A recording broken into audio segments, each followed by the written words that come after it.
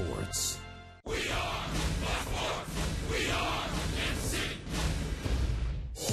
Back on July 28th, Luke Hochevar opposed Josh Beckett, who was dominating the league at the time. But the Royals had one big inning against Beckett, and that was all Hochevar needed, pitching his most important game of the season. Hochevar and Beckett rematch again tonight on Fox Sports Kansas City.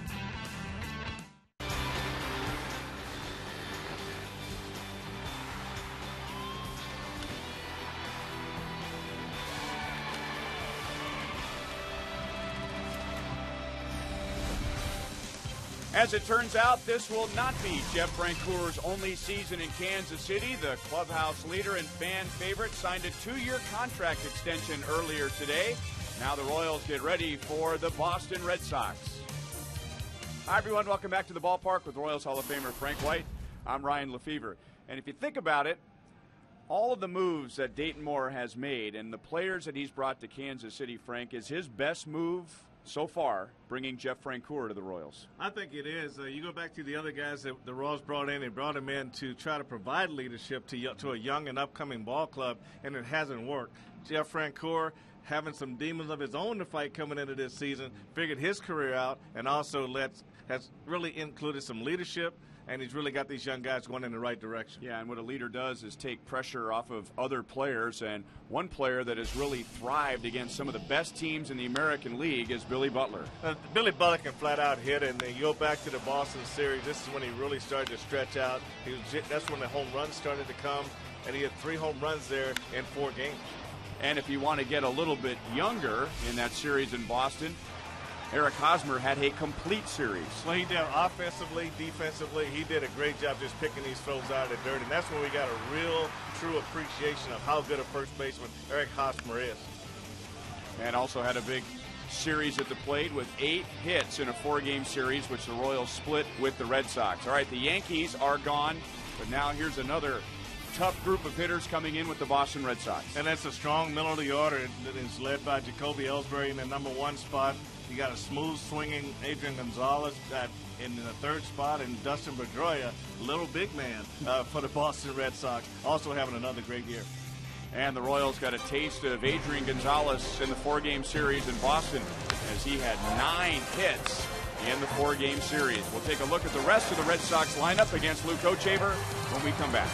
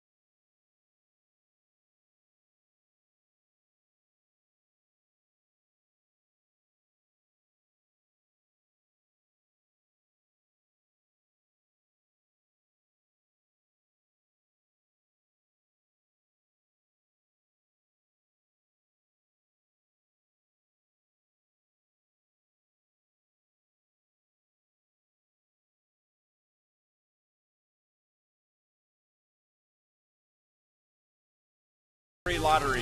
When you play, students win.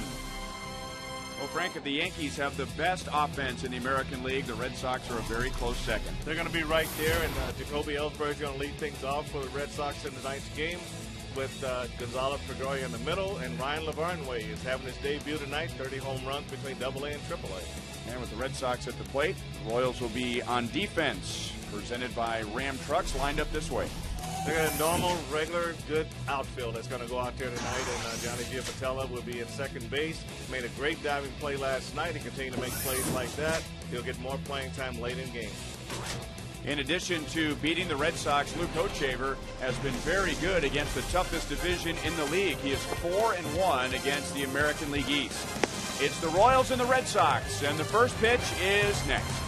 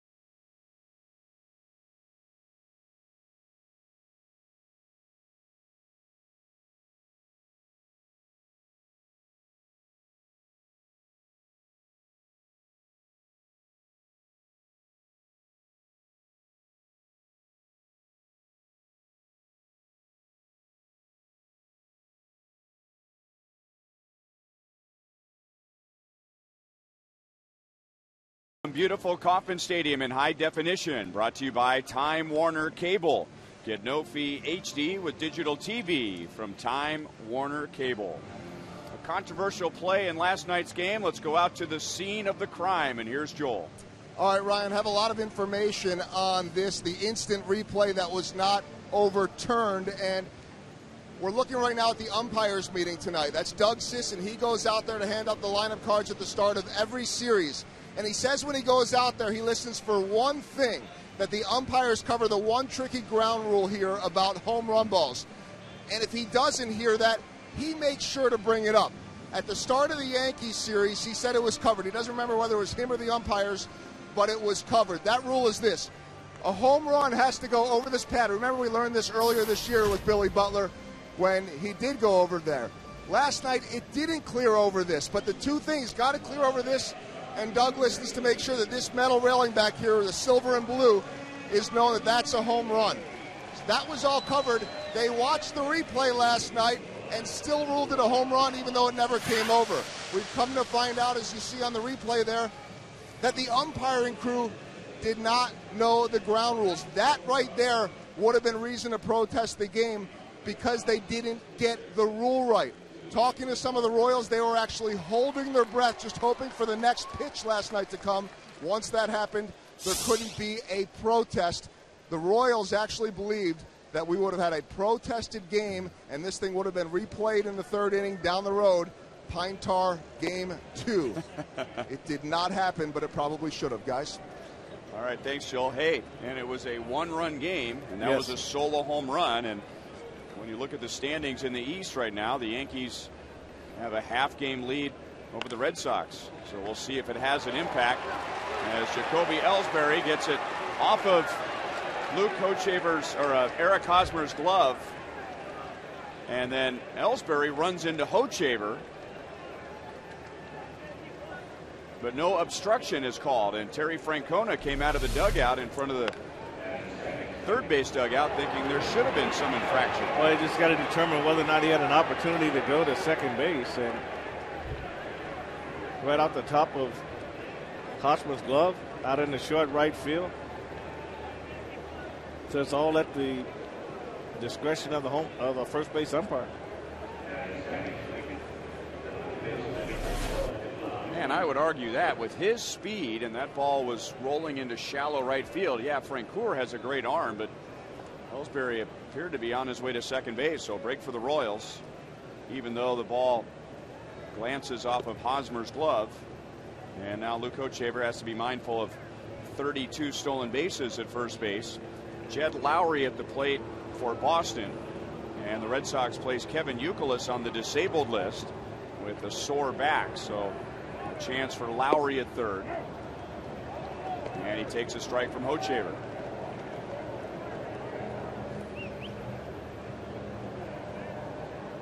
Jed Lowry, the Red Sox first-round pick in 2005 out of Stanford, and he was their minor league player of the year in 07.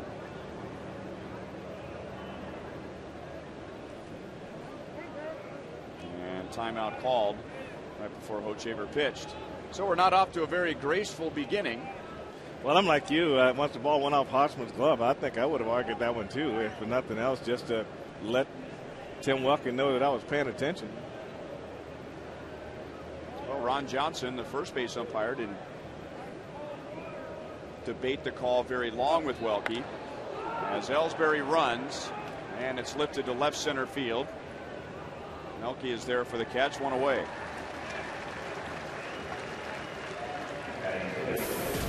.88 degrees at first pitch. We started on time at 7:10, and the time and temp is brought to you by the parking spot. Easy to spot, easy to park. The parking spot at KCI. Luke Hochevar trying to get his record back to even and 9-9 as we take a look at the key report, making his 25th start of the year and his second against the Red Sox. And Hochevar, as we told you earlier, has pitched very well against the East. 4-1 this year with a good ERA. Prior to this year, he had a bad time against the American League East, which I'm sure applies to a lot of pitchers in the American League, but 3-10 in his first 4 years in the big leagues with an ERA over 7.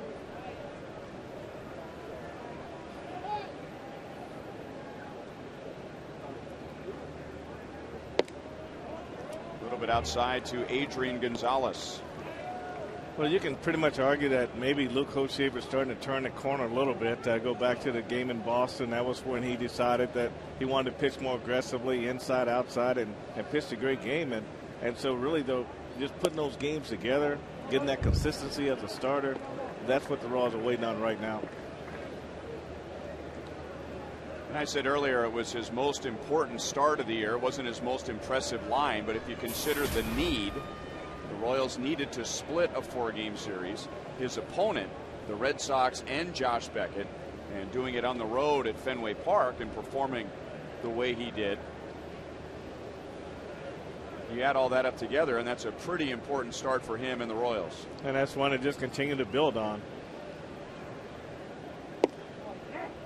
3-1 on Adrian Gonzalez. So for his last 9 as he steps in tonight. Still leading the league as he was when the Royals were in Boston at the end of July. .346 batting average and the second most RBIs in the league with 92. Ellsbury runs and Gonzalez takes a strike. Ellsbury is safe. Just beat the throw.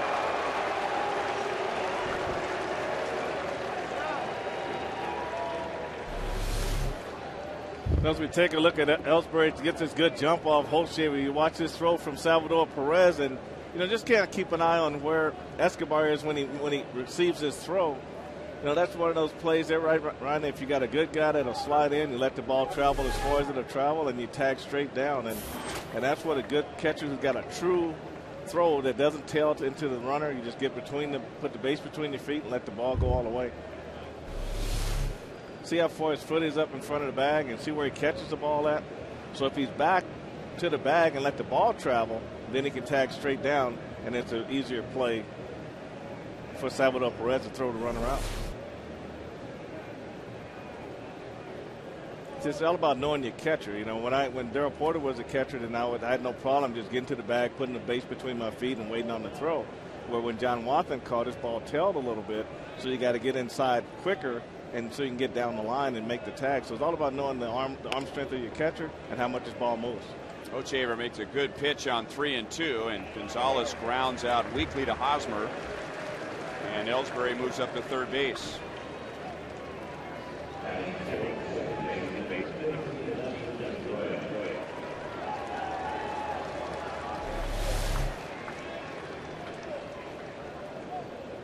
So you look at where Salvador Perez is set up.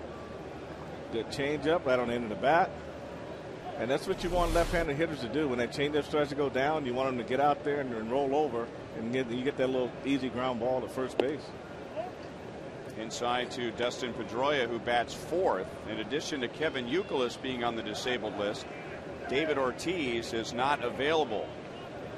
He has bursitis in his heel, and so he was in a walking boot during the Red Sox series with the Tampa Bay Rays, and as of right now he is unavailable for the series. So the Royals did just fine against the Red Sox with Youkilis and Ortiz in the lineup, but this time around they won't have to face those two.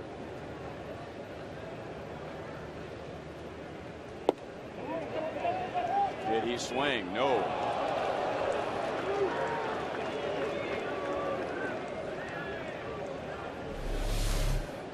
I'm going to take a look at it from the side, and I'll just look for the bat head. So I want that one. And I don't blame you.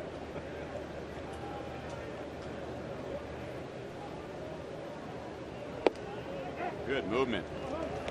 Started outside. Pedroia gave up on it, and it's in for a strike, 2-2.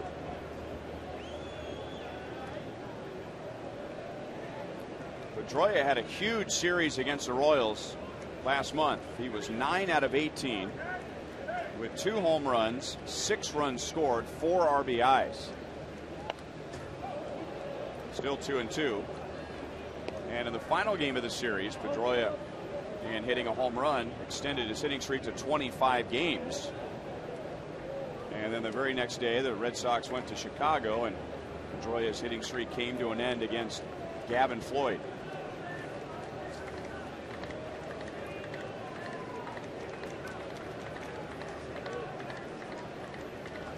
25-game hitting streak is the longest in the American League this year. He went that time around. Perez will throw him out, and Holshaver gets around the single to begin the game.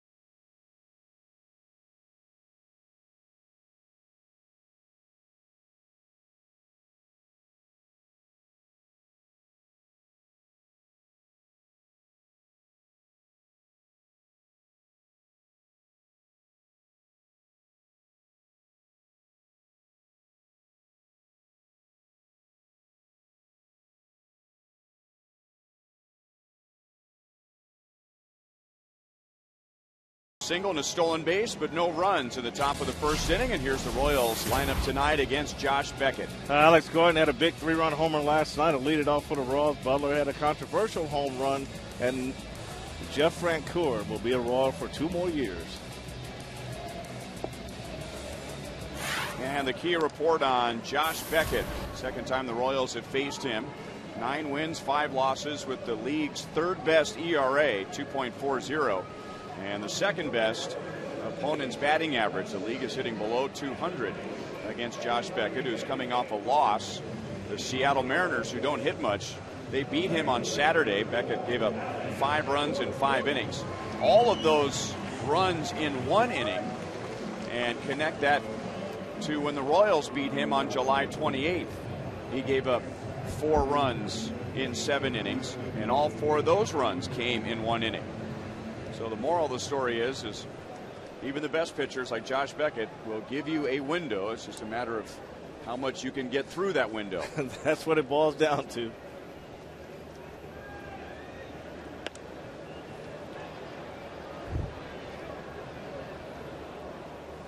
Alex, 2 out of 11 in the Yankees series, but one of those hits was a 3-run home run last night. He drove in 4 against New York, and he's batting at .295.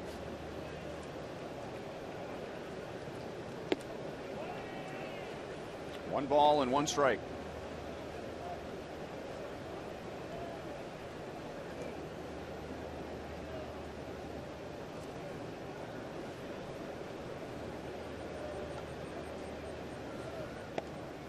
Missed again with a curve, 2-1.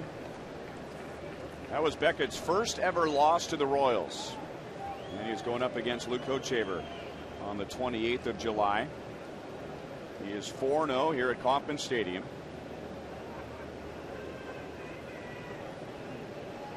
And with that loss, his record now against the Royals is 6-1. 3 balls and 1 strike. Last night the Royals beat Bartolo Colon, and I mentioned that Colon won his 100th career game against the Royals. Well, coincidentally, Josh Beckett won his 100th game against the Royals. That was in '09 in a 3-hit shutout. 3-2. 6'5", 225 pounds. Out of Spring, Texas. A real good running fastball. He ball has some late moving telling away from Alex.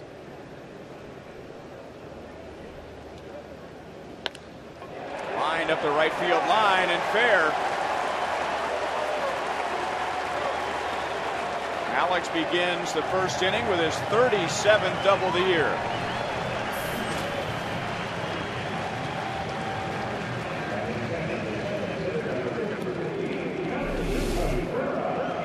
This is just a straight fastball on the inner half, and Alex worked himself into a good hitting count and turned on his fastball, kept it fair down the line in the right field corner.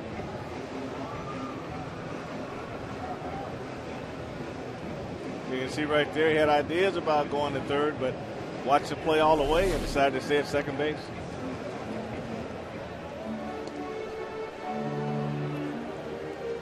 .37 doubles is second to Ben Zobrist of Tampa Bay, who has 40.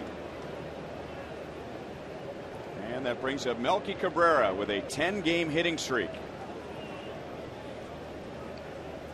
Had 1 hit in each of the 3 games against the Yankees, including a home run, and he drove in 3, and now he bunts. Beckett will pick it up with his bare hand. So Alex goes to third, 1 away. And now we'll look at the Red Sox defensively. Brought to you by Ram Trucks. Well, it'll be anchored by Jacoby Ellsbury in center field, having a good year with 6 assists. On the infield, former Raw Michael Belis at shortstop, and his partner at second base will be Dustin Pedroia tonight.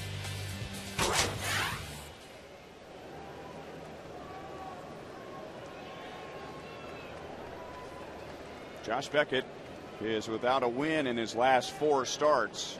It's been almost a month since he has won. And the biggest hit the Royals had against him at Fenway Park came off the bat of Billy Butler. Royals scored all 4 runs in 1 inning, the 4th, and Billy's home run drove in 3 of the 4. You know, being that first inning against guys like Josh Beckett, a lot of times they have a hard time getting going in games. And with Alex on second base, Cabrera up second, the way he's swinging the bat, then I don't think I sacrificed right there. And he probably did it on his own. But I think in the early innings against good pitchers like this is when you got to go after them in that first inning, because they usually get stronger as the game goes. And Melky's swinging it well. He has good career numbers against Beckett.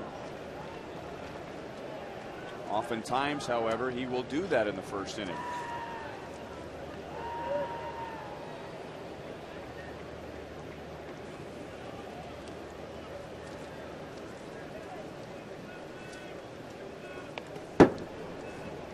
Two and one.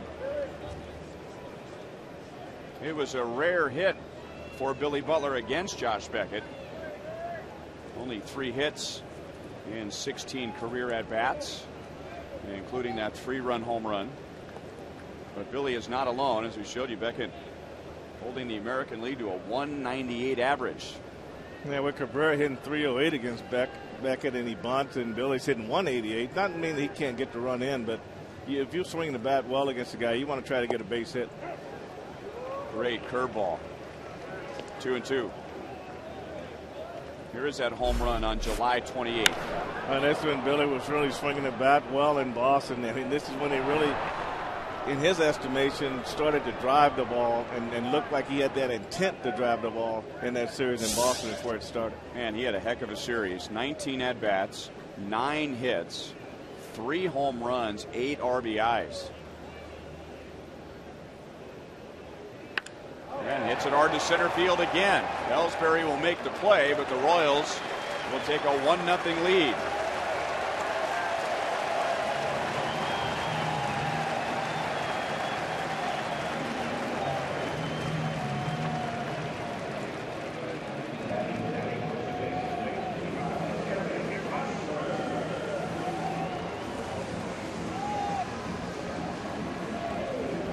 So a leadoff double. Cabrera gets him to third. Butler gets him home. And now Eric Hosmer, who also had a big series against the Red Sox. He'll bat with 2 outs and nobody on.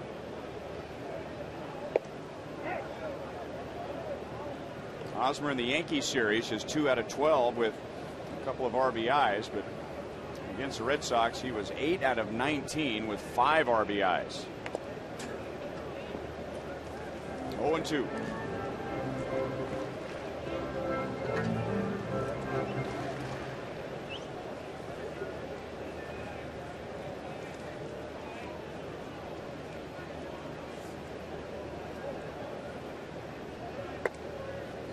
One ball, 2 strikes.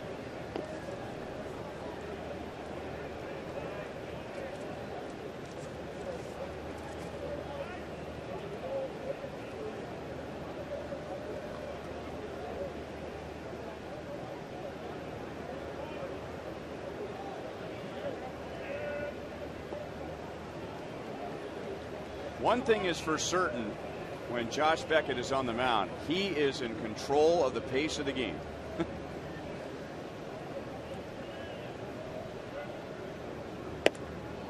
2-2.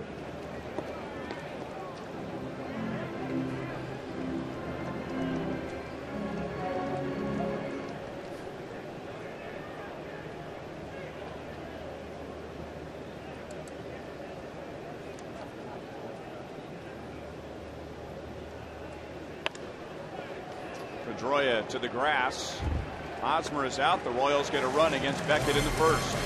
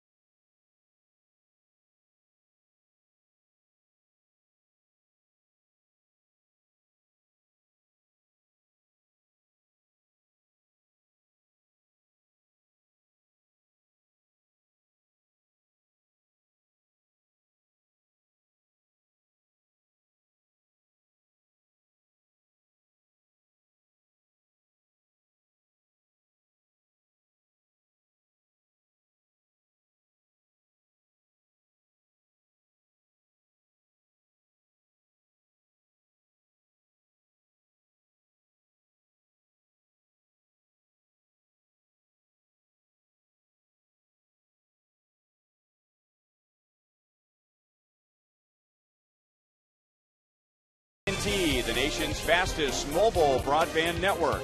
By Panera Bread Catering. Order online at PaneraKansas.com. And by Chevy's, your Kansas City area Chevy dealers. Both teams getting the leadoff man on and eventually into scoring position. Red Sox come up empty. Royals score against Josh Beckett. And now Luke Hochevar back to work and back to throwing strikes. 0-1 to Josh Reddick, who is getting quite a bit of playing time and playing well when the Royals were in Boston. And as J.D. Drew had just been placed on the disabled list, still on the disabled list.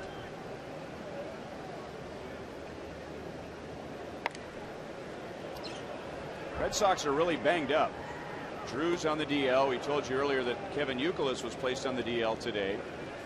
David Ortiz most likely will not be available for this series. Marco Scutaro, their regular shortstop, has been bothered lately by an injury. He hasn't played in the last two, so former Royal, now former Royal, Mike Aviles is getting some time at shortstop. Scutaro's got a sore back. Adrian Gonzalez is in there, but he's been battling a stiff neck lately. Stroke to right field, and that'll sail over Francoeur up against the padding. And Francoeur with a strong arm, but with Reddick's speed, not a close play. And the Red Sox have a runner at second base with nobody out. Game 2 tomorrow is a Fireworks Friday, 7-10 game with the Red Sox. Jeff Francis against Andrew Miller. And be sure to stay after the game for a great fireworks show presented by Hy-Vee and Pepsi.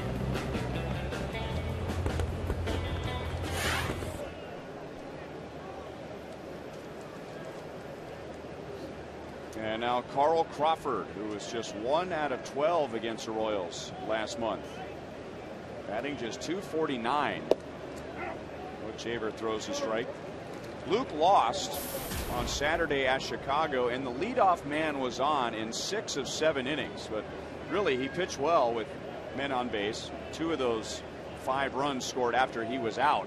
And it was Luke's first loss in 9 starts. So he had been on quite a roll. And now tonight against the Red Sox in the first 2 innings, the leadoff man has been on. Yeah, a lot of times just getting through those first couple of innings, we've seen all year how tough that can be for a lot of starters. So, but it just shows a sign that you're getting better as you cut those hits down early, get through those early innings, put zeros up, and you always want to set the tone of the game early in the game as a starter is how it's going to be. 1-2 to Carl Crawford. Even though he was 1 for 12, remember he almost won game 4 with a home run against Joakim Soria that was deep into the right field corner. We all thought it was gone, but Jeff Francoeur, who also thought it was gone, he was preparing to jump into the seats if he had to, but the ball just kind of died in the right field corner, and he had to stop and actually come back. It turned out to be a great catch by Jeff Francoeur. Even he surprised himself on that one. You can see that amazed look on his face after the ball went in his glove.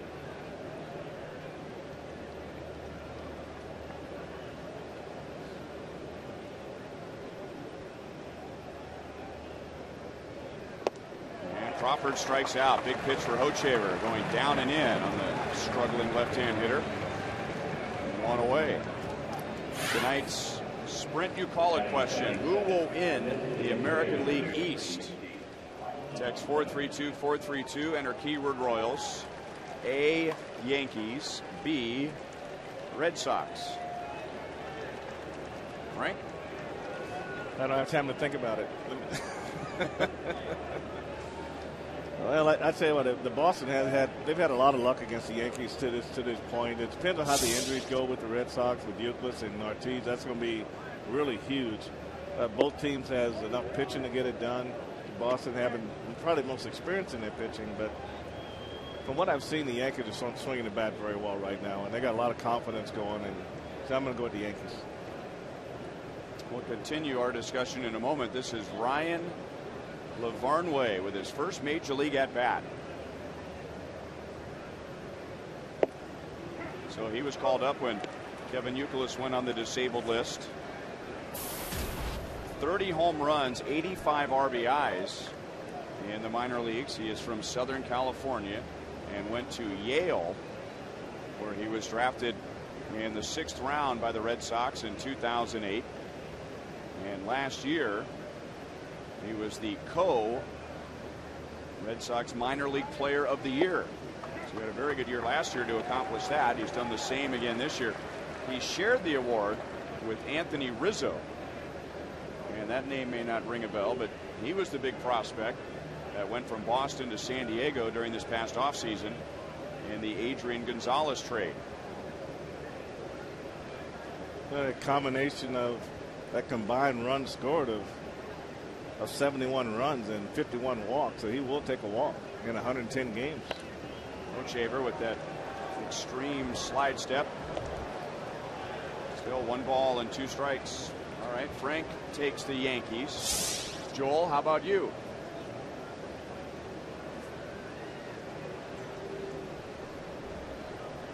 Joel's not voting tonight. Or is that a dramatic pause? I was talking. There we go. Apparently we couldn't hear you. Sorry about that, Joel. Well, I had a good thing going. I was talking to myself, but I guess I could repeat that for everyone else. You know, I think the Red Sox are going to get healthy, and their lineup, I think top to bottom, is better than the Yankees. I think there's one name, though, that won't get healthy that they're going to miss and maybe makes the difference, and that's Clay Buchholz. I mean, with Clay Buchholz, they have John Lester, Josh Beckett, and Buchholz, but now just Lester and Beckett, and then you're relying on Andrew Miller and Eric Bedard, guys like that. I think that changes things. I'm going to go with the Yankees. Melky in center field takes care of LeVarn Way, 2 away. So Reddick with a leadoff double, still standing at second base. Well, that's an excellent point. And of course, in the playoffs, it usually comes down to pitching. We love to look at the offensive numbers and the home runs and the runs scored, and Terry Francona's team is right behind the Yankees in most of the key offensive categories. You know, even though they don't have that extra guy, Joel, I mean, I still wonder, Beckett and Lester, I mean, is that's still better than Sabathia and what, maybe Burnett? Well, Phil Hughes? If those guys are even in the mix, I mean, at least, and don't get me wrong, I mean, I'm not completely sold on these guys, but they do have Nova, Colon, and Garcia, and what Colon and Garcia have done this year has been spectacular as far as turnarounds, but I'm not convinced that those are the guys you want leading you in the playoffs, but I'm also not convinced at this point that Andrew Miller, John Lackey, and that group is what you want going either. I mean, I think both of these teams are 1 or 2 pitchers short, at least as far as being comfortable going into the playoffs. Good point. Well, with the Yankees averaging almost 6 runs a game right now, I mean, it's going to be a combination of pitching and which offense maintains down the road. And I know that top to bottom, the Red Sox may have a good 1 through 9, but I think the Yankees right now, the way they're playing right now, the way Jeter's swinging the bat, that's going to help too. Veritek going to try and stretch it for 2, and he will be out if the run scores. And the Red Sox tie the game in the 2nd inning.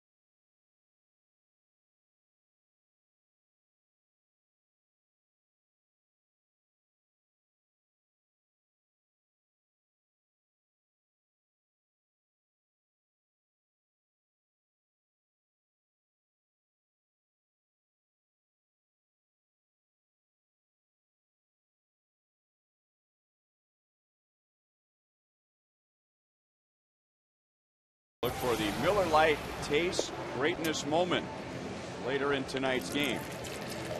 However, a Taste Greatness moment happened earlier today when the Royals announced that they have signed Jeff Francoeur to a 2-year contract extension, which is good news, and it's another step forward for the Royals, but at the same time, really can't say it's a big surprise. Got the feeling right around the trading deadline that the Royals were really seeing, and they knew before, but as teams were asking about Jeff Francoeur, how valuable he is here. He's only 27 years old. He's been a great leader in the clubhouse, so still good news, but you could see it coming. So Jeff Francoeur signed through next year and the year after. Yeah, I talked to him before the game, and he was really excited about it. He just saw that he had a value here, not only to help the young guys, but also to continue his career also. And lifts it to right field, and Josh Reddick makes the play. 1 down.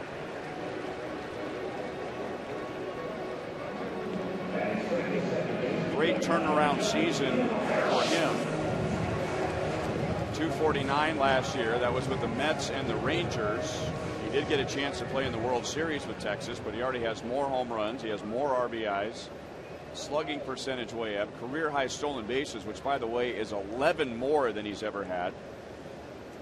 And he's coming up on a career high for walks, which isn't a big statistic for him, but something that Ned Yost discussed before the game tonight was how Jeff Francoeur has matured as a hitter and realized that maybe his free swinging ways worked early in his career, but continues to grow as a major leaguer as Giavotella grounds out. And the hope is that players like Giavotella will continue to grow with Jeff Francoeur running the clubhouse. Well, I tell you what, he's better run it good. He's got a lot of guys in there, so that, you know, and I mean that in a good way, because in order for him to be able to do his job in the clubhouse, the first thing the players have to do is respect him. And that's the way he goes about his business, how he handles guys. And they keep an eye on him first and see how he handles the winning, the losing, and that type of thing. Then that's where respect comes from. So, and I think they really have bought into everything that he's been able to put in front of them this year. And I haven't heard one complaint. Everybody has great things to say. And he's just professionalizing all these young guys. 2 down to Salvador Perez. The Royals have had some players come and go over the last 10 years or so that have leadership qualities, but the common theme with them has been, well, you really can't come in the first year and be a leader. That takes time. Not Jeff Francoeur. I mean, he was a team leader in spring training. He's got such a great personality, and I think that helped him a lot. He also understands the game, and that's even more. And he's been on winning ball clubs. He's played under pressure in New York, and he was on that. He got an opportunity to spend time with the Rangers last year in their championship season. So he has a lot to offer these guys, and when they do struggle, he can easily say, "Hey, I've been there before," and they can believe him right away. 21 years old when he got to the big leagues. And here's 21-year-old Salvador Perez facing Josh Beckett for the first time.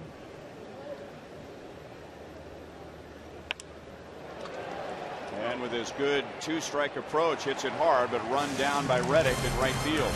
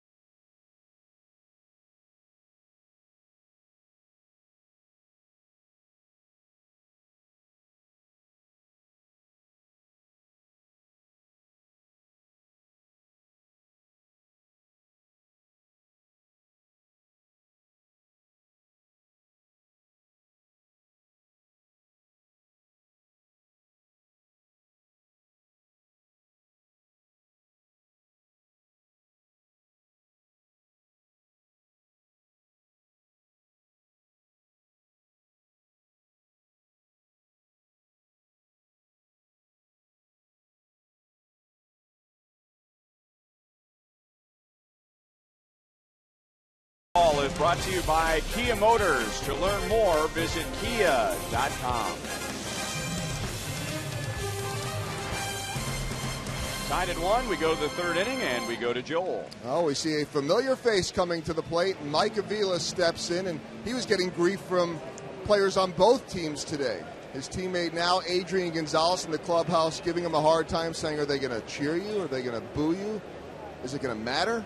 Mike didn't really answer it. You know, Mike usually stands up for himself, but Adrian Gonzalez is an MVP candidate. On the other side, he bumped into Jeff Francoeur in the hallway, and Frenchie immediately says, I am playing you shallow in right field tonight.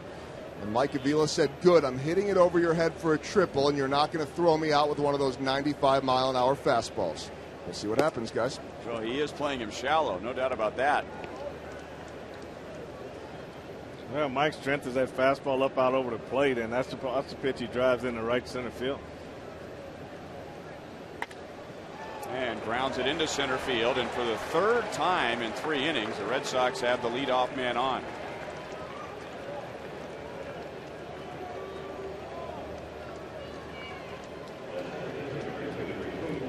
Avila's starting his 3rd straight game. Mentioned earlier, Marco Scudero has been bothered by a sore back. So getting a chance to play for a team that's just a half game back in the East and leading the wild card in the American League. Jacoby Ellsbury involved in a ground ball that went off of Eric Hosmer's glove, and then a collision with Luke Hochevar as he was rounding first, but no obstruction was called. Ellsbury stole second base, did not score. When we take a good look at it, and if you watch, if you can see it when he rounds first base, you can see Tim Welke. If you can see him, he throws his arm out and he calls it, but he makes the determination that he wouldn't be able to get to second base. So he did see it. Now a pitch that landed way in front of the plate, and Avilos moves up to second base.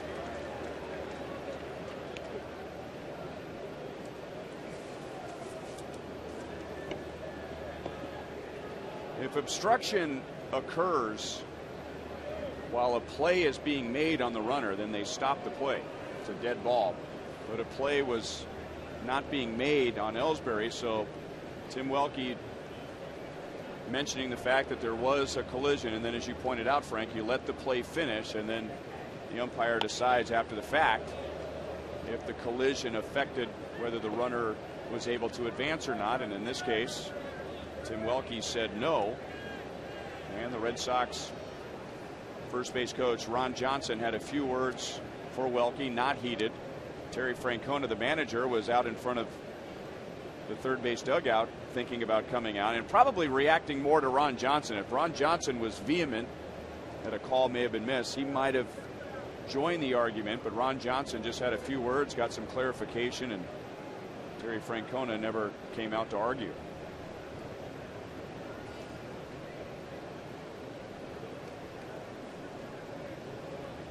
That was Luke Hochevar's 6th wild pitch on the season. And, you know, when you throw that hard breaking ball down in the dirt, sometimes if you get it too far in front of the plate, it's nothing the catcher can do with it at all. 3 balls and 1 strike on Ellsbury, who is far from a slap-hitting leadoff man. He has 22 home runs, 31 doubles. This guy could bat third for many teams. Hochevar throws a fastball by him. It's 3-2.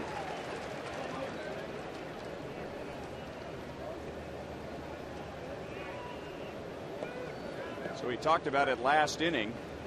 On Saturday at Chicago, the White Sox had the leadoff man on against Hochevar in 6 of 7 innings. And now the Red Sox tonight, leadoff man on 3 times in 3 innings.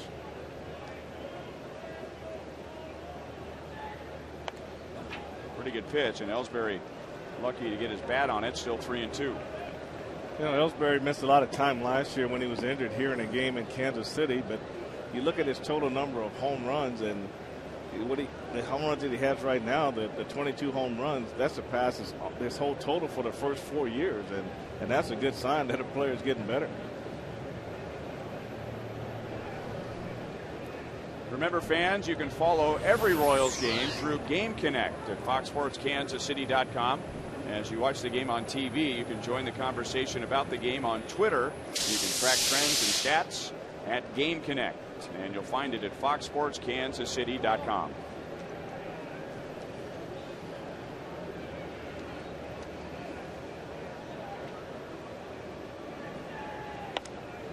Fouled away again by Ellsbury.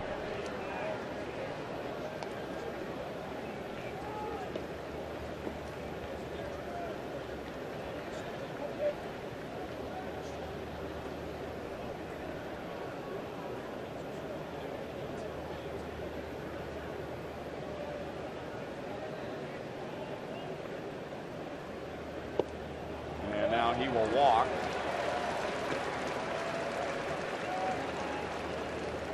So now the Red Sox have an extra base runner, and Hochevar will hope for a ground ball and a double play.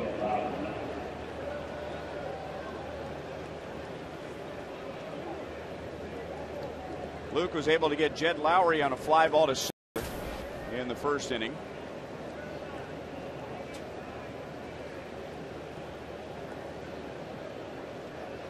Aviles at second, Ellsbury at first. Yeah, the Royals are in on the corners with Moustakas and Hosmer possibly thinking a bunt is in order, but I don't think Francoeur is going to do that because that just opens up a base for Gonzalez to be pitched around, and then you'd be pitching to Bergeron, the right-handed hitter.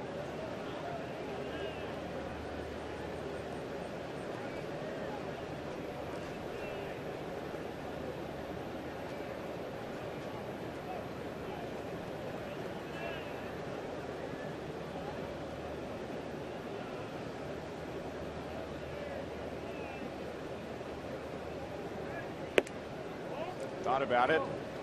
1 ball, 1 strike.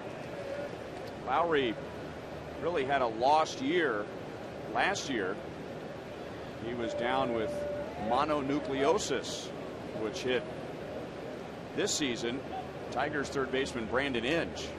And Inge had a tough time recovering from that. He's in the minor leagues now, so that wiped out most of Lowry's season last year, and he's been on the disabled list this year with a left shoulder injury. Loop to left. Alex coming up and makes a nice sliding play.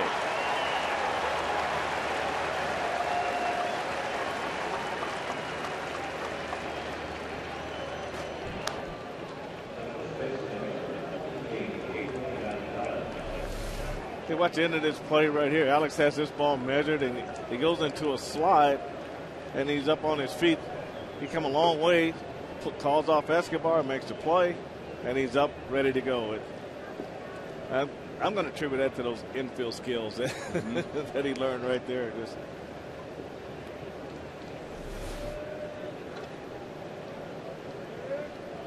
So no advance, and 2 on 1 out to Adrian Gonzalez, who is hitless in his last 10 at-bats. And Hochevar made a great pitch to him on 3 and 2 in the first inning. Took something off the pitch, got Gonzalez to roll to first, and that was with Ellsbury in scoring position.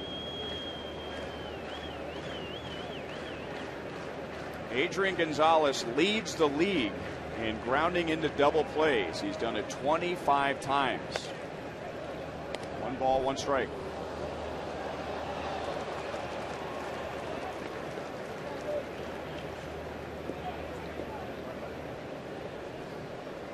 Pitch was fouled off, so no harm done, but Hochevar was really upset with that last pitch because he left it up and out over the plate, popping his glove, so he realized that he got away with a mistake. Yeah, sometimes when you open that front shoulder up a little too soon and leave that arm out there, the ball will go back out over the plate.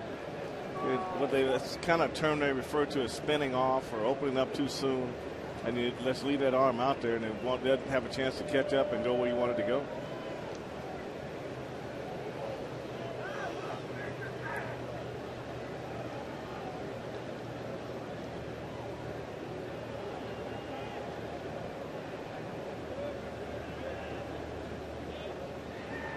And Gonzalez again grounds to Hosmer. Good backhand play.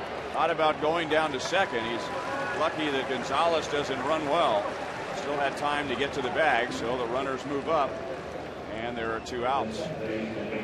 Well, you take a look at this play here. He did have ideas about going to second base. We see where Luke Hochshaver right here doesn't really hustle over to first base. So he had no choice but to take it himself. But a faster runner might have beat that out.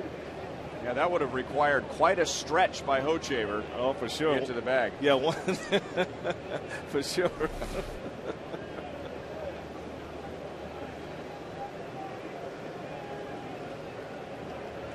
So how will Hochshaver pitch Dustin Pedroia? Well, he struck him out in the first inning. And he throws him a good hard slider for strike 1. So an open base, and you could entertain the possibility of being careful with Pedroia.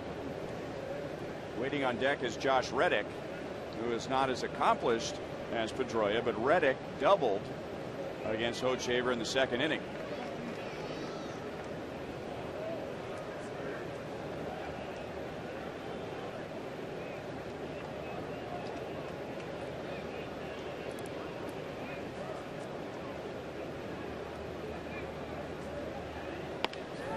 Grounded up the middle and into center field. Didn't hit it very hard, but well placed.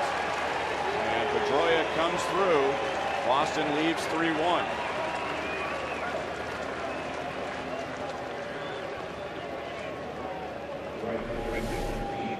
Hochshaver does a good job running his fastball in on Pedroia. Didn't hit it good, just hit it in a good spot right up the middle.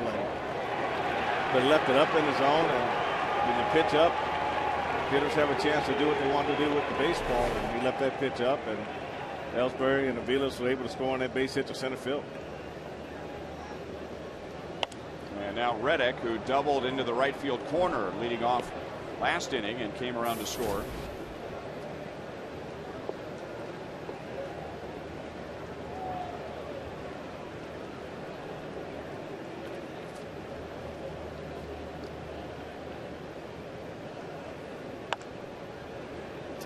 Luke jumps ahead, no balls and 2 strikes.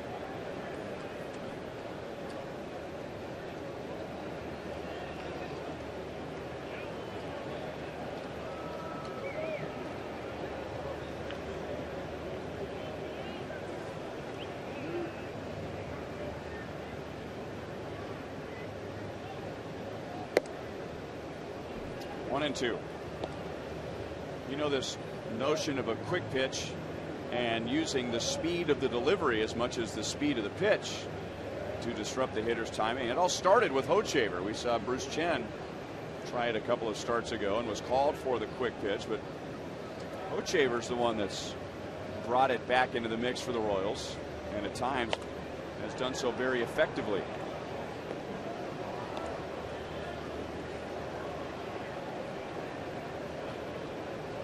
That's one of those pitches too, Ryan, that's left to umpire interpretation. I don't think there's anything wrong with it. As long as you come to a full stop, you can pretty much go as fast as you want to home plate. But a lot of umpires see that as deceiving the hitter, which I've never heard of before. But if the hitter's set, if the pitcher's set, then it's all timing on both of them's part. That is out of play.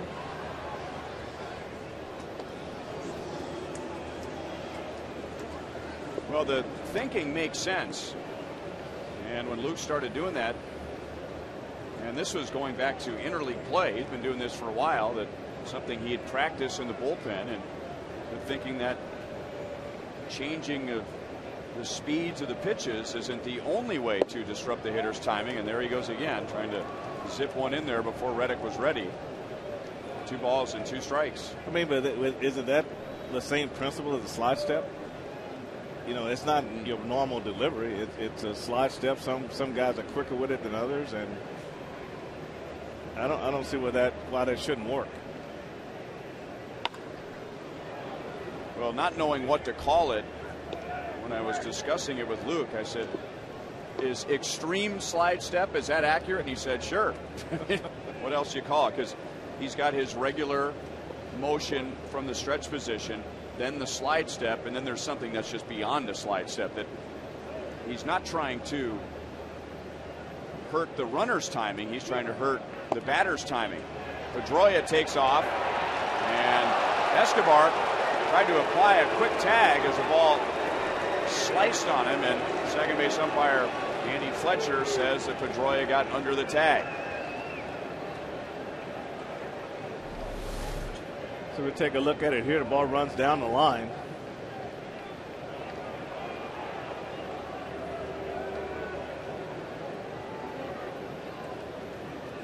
Didn't look like he got him. Good slide. Unless he got him on the foot.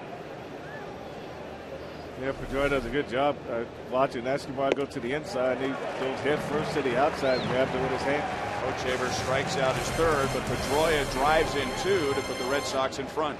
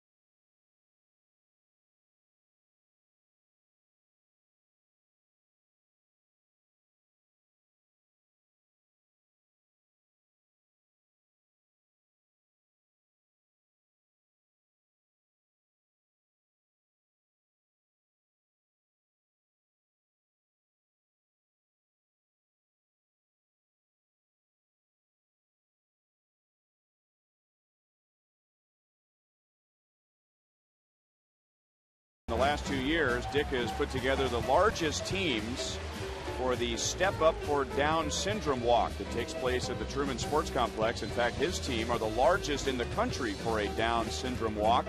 His 4-year-old grandson Luke was born with Down syndrome, and Dick says he wants to see all families helped. This year's Step Up for Down Syndrome walk is set for October 29th. Sitting in the Buck O'Neill legacy seat tonight, Red Sox getting a 2-run single from Dustin Pedroia in the third. Pedroia has driven in 6 against the Royals this year.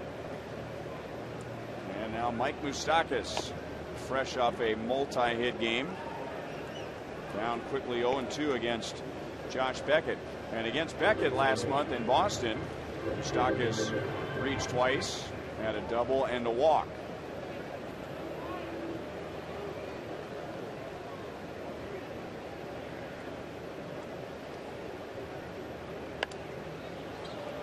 Still 0-2.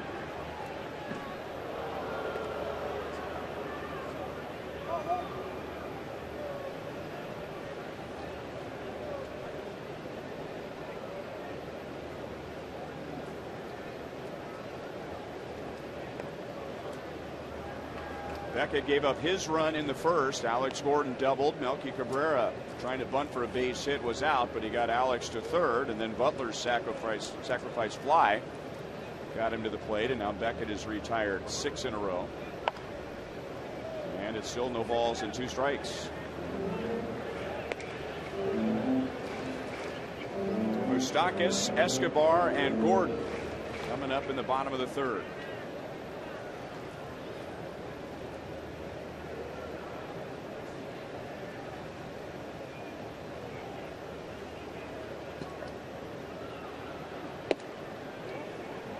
And 2. Josh Beckett this year coming off his worst major league season, 6-6 last year. Spent some time on the disabled list, and his ERA, hard to believe, but Josh Beckett had a 5.78 ERA last year. And Moustakas into right field. Got it down around the hands, and Reddick makes the play. 1 down. So Beckett back with a 9-5 record this year. So he's quite a ways off the league lead in wins, but as far as ERA goes, he has the third best, 2.40. So very good in 09 with 17 wins. And then the 2010 season, just 21 starts. And now 9-5 with a 2.4. And an opponent's batting average that is under 200.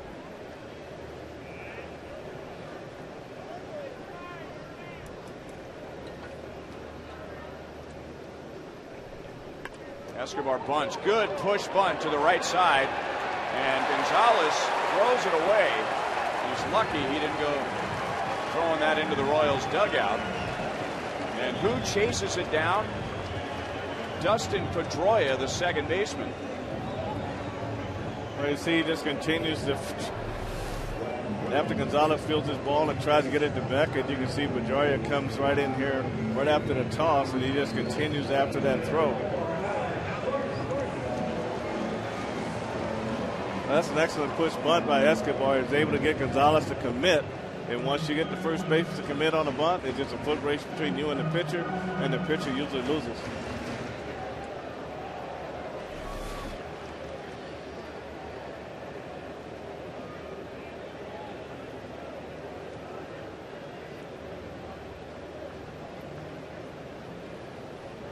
And Alex Gordon at the plate, who got around on a fastball in on his hands and doubled into the right field corner.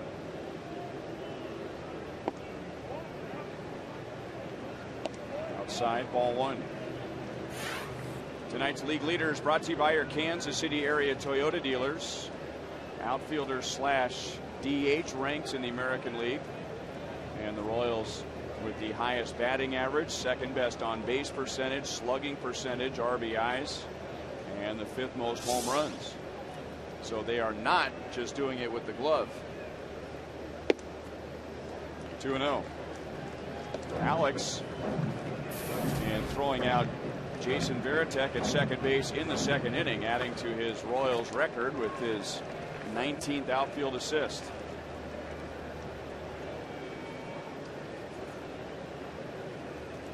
It is the Royals' 41st outfield assist.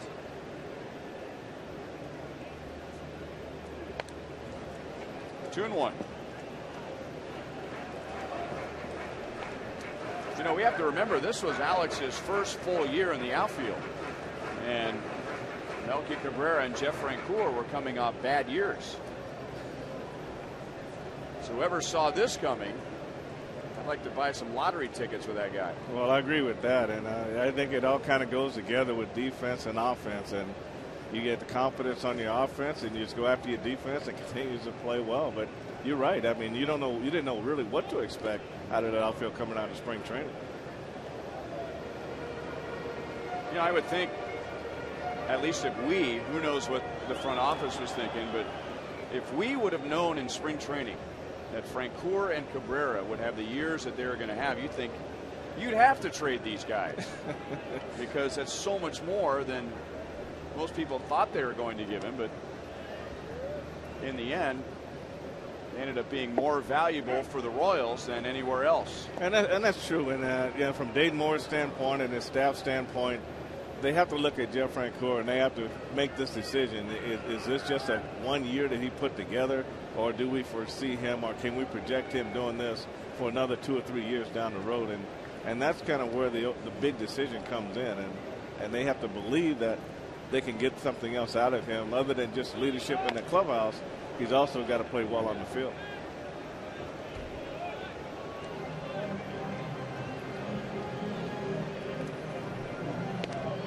Jeff Francoeur, if you didn't hear earlier today, signed a 2-year contract extension with the Royals. So signed through 2013.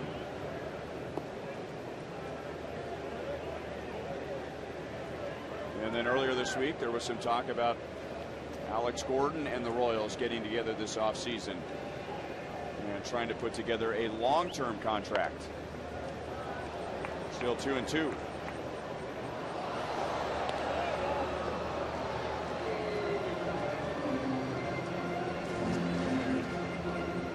I think those are really good steps in building the confidence of your organization, the confidence of the players on the field. And when you see guys like Alex Gordon talking long term, you see where Jeff Francoeur gets a multi-year extension, then the guys realize that if you play well, if you start to put the numbers up and they see you as being part of this team down the road as an everyday player, an everyday contributor, then you can be in line for something like that too. So I think it just sends positive messages all around to the ball club. Escobar runs. Alex drives it to left. Back goes Crawford, gets turned around. It is gone.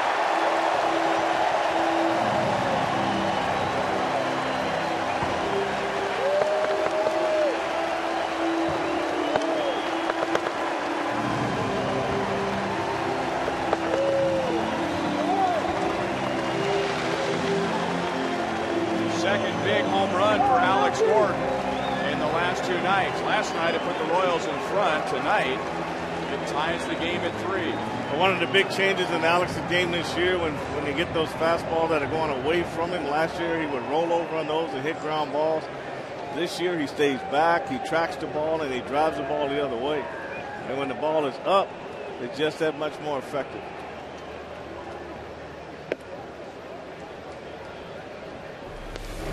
Beckett's been up a lot today so far, but this breaking ball right here stays out, and he's able to stay with it and drive it the other way and get it in the stands. You have to be quiet. You just use your hands, and he does a great job of just staying back, recognizing the pitch, and just going with the pitch. Good, super job. You know, when a guy hits a home run and you say, boy, is he strong. You know, you think you'd expect something to be up in the second tier of the fountains. But that home run was a showcase of Alex Gordon's strength. That was a curveball away. He didn't even take a full swing at it. I mean, his hand was coming off the bat in his follow through and still hit it to one of the deeper left fields in the league. Got there the other way. Got there in a hurry too. Melky shattered his bat. You know, what makes it really impressive is this is not your typical 12-6 curveball. It's one that was starting to back up a little bit, and he tried to overthrow it, and he just stayed back. He went to look like a fastball, recognized a breaking ball, and did a great job of getting the hands through on this pitch.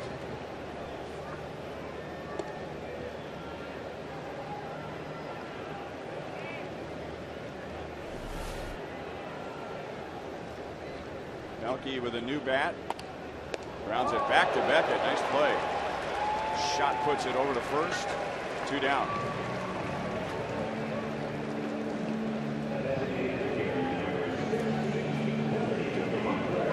Well, fans, you could be a part of Kansas City's 2012 All-Star team. Register now to be considered for the many 2012 All-Star Summer and All-Star Fan Fest volunteer opportunities. Apply to be a Kansas City All-Star now at allstargame.com.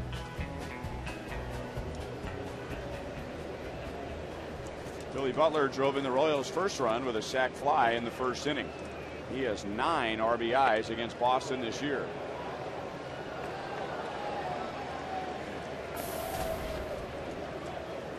So Josh Beckett, and of course the game isn't over, but so far he really hasn't been a problem for the Royals this year.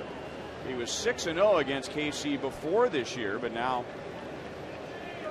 in 2 starts, or parts of 2 starts, 9 2/3 innings, 6 earned runs. That's a far cry from a 2.4 overall ERA. Well, Beckett's been pitching up a lot in this game so far, and the Royals been taking some good swings. And, you know, last night in the 3rd inning, that was when Alex hit his 3-run homer, and Billy followed with his controversial homer. 2-1. And this is Alex here. And you talk about hands again, that's the deepest part of right center field you can hit a ball. Then Billy followed with this home run to left center field.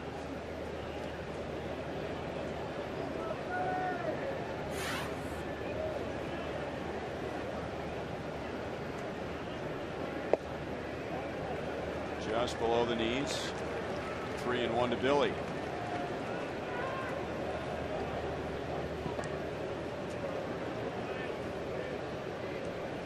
Red Sox just got 2 in the top of the third. The Royals get 2 in the bottom of the third.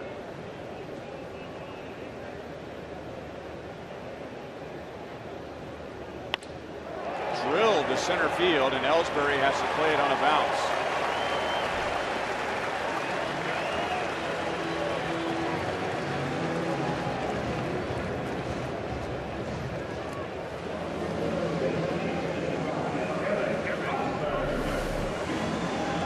This is really a nice swing by Billy. This is a fastball that was starting to tail in a little bit, but Billy can get inside the ball with the best of it. And like I say, Beckett's been up, and the Royals have been taking good swings to this point, and Billy hits a line drive into center field.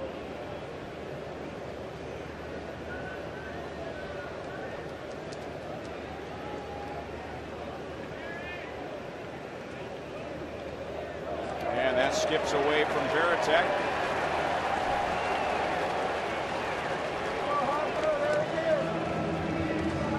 Down to second base with 2 outs.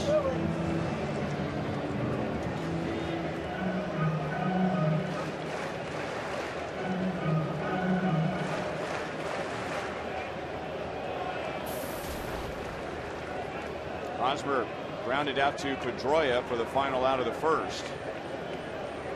So just 2 out of 13 on the homestand.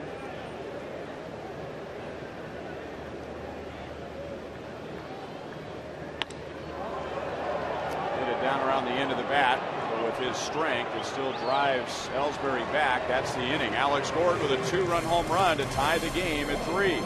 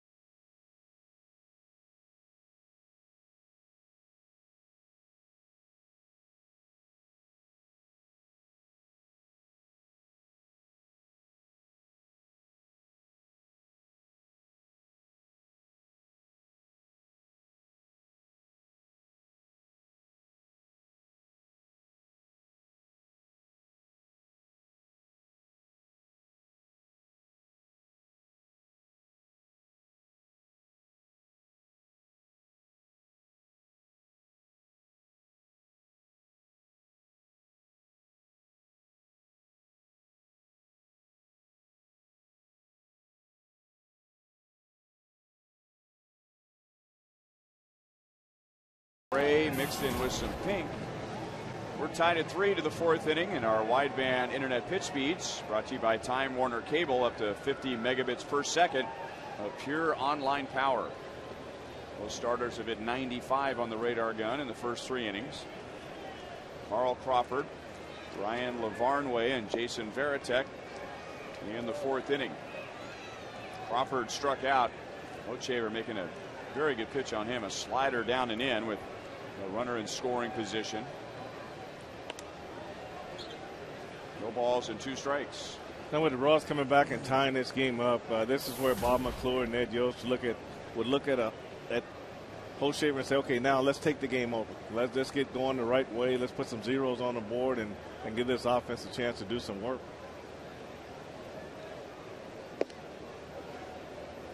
1-2. Luke just gave up 2 runs in the top of the 3rd inning. Dustin Pedroia with a 2-out 2-run single. He has allowed the leadoff man to reach in each of the first 3 innings. And this is a guy you want to keep off the bases. Carl Crawford only has 15 stolen bases, and that, of course, has a lot to do with how much he's been on base, and also with the way the Red Sox go at it. They don't run wild like the Rays did when Crawford was there. Not a quick pitch.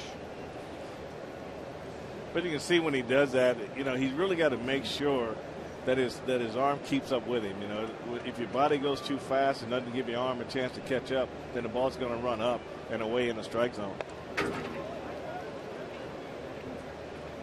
Those are just pitches that Crawford was hitting last year. I mean,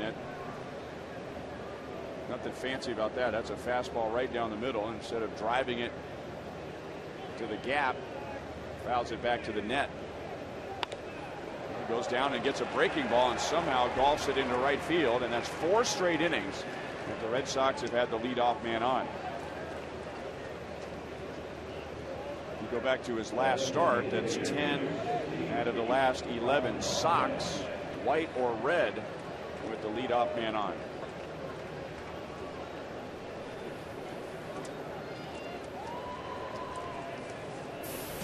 Now Ryan Lavarnway, his second major league at bat, flied out to center in the second inning.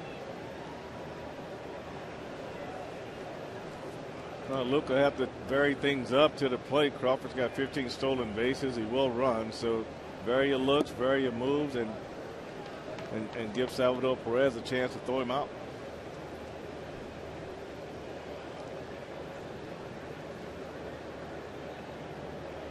We told you when Lavarnway batted in the second inning that he has 30 home runs in the minor leagues this year at AA and AAA. That's the third most in all the minor leagues. Luke Evans' account at 1-1, and just called up with Kevin Youkilis going down on the disabled list, and David Ortiz is unavailable this series because of an injured heel, which has required a walking boot.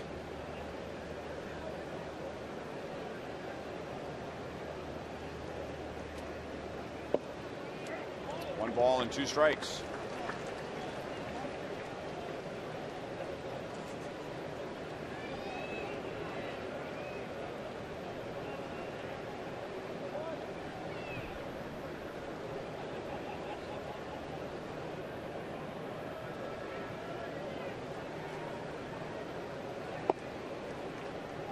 Two and two.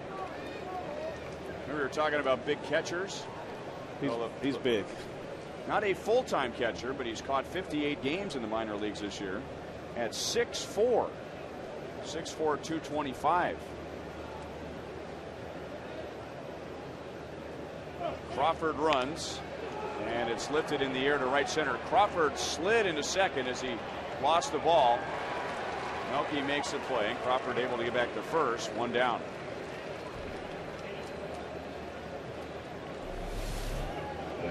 Crawford got a good jump off first base, and he did a pop-up slide and gets back. So this is where the confusion comes in a little bit. This is where Frank Coors is saying to Melky, what are you doing over here?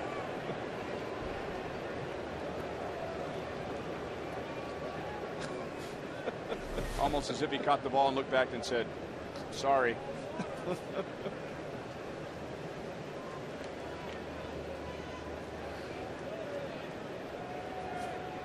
Jason Varitek with 2 outs. Drove in Reddick in the second inning. All 3 runs for the Red Sox coming with 2 outs. Perez didn't field that cleanly, and good thing that Hochevar went down and got low like he did, because if he didn't, he might have been drilled by that Perez throw. Well, a pitcher as tall as Hoch, he's got to really clear the lane. Once he hears the guy's going, he delivers his pitch, then he's got to get out of the way and give the catcher an opportunity to throw. That's not good enough. I've seen pitchers get hit with pitches just stand right in the center of the field like that. And that's one of those plays right there with Escobar. Rather than coming up and trying to catch it like that, you just get in front of the ball, you block it, and try to keep it from going to the outfield. You have no chance of making a tag at second base. Hey, how about that play by Perez to just get that throw off? I mean, a backhand in the dirt, and it's stuck in his glove. And getting another look at it, I mean, that was a pretty good play. Still results in a stolen base, but the combination of the backhand and the throw. You know, what makes it even tougher is a breaking ball. And the breaking ball went up, and he was able to pick it and make that throw. But Then again, from a catcher standpoint and being a young catcher, you're going to always try to throw runners out, but knowing who's on first, and you make a play like that, you got to make sure that you make a good throw, because with Crawford, you're probably not going to throw him out on a play like that. 2-0 on Varitek. I go back to what Cookie Rojas told me as a young player. He said, when you know when to do something and when not to do something, you'll be a pretty good player. And that comes with experience.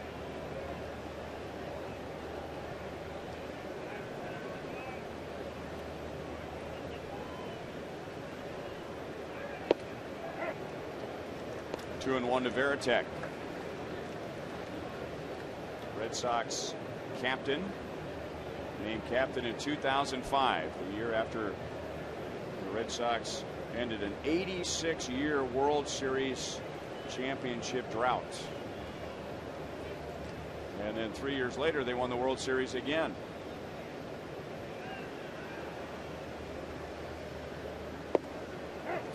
Two and two.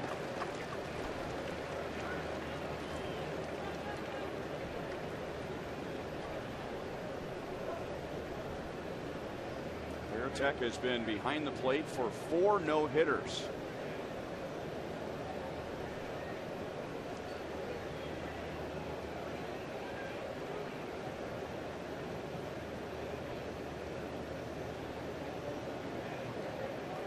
And he calls time. Can you name the 4?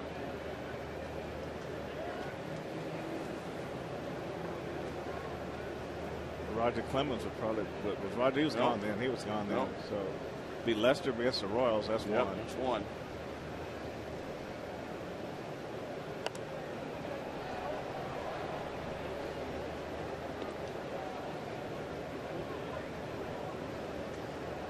One of them is very difficult. Hideo Nomo.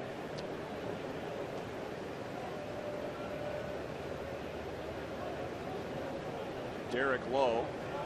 You wouldn't think about him throwing a no-hitter, but he did. And then Clay Buchholz. I can see Buchholz.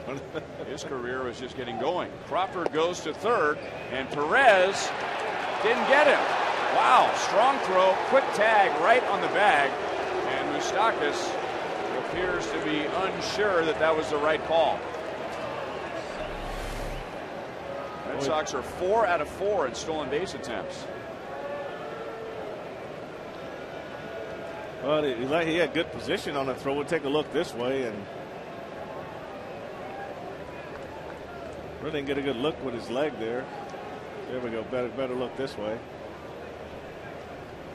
Well, maybe the tag went across the bag before the foot arrived.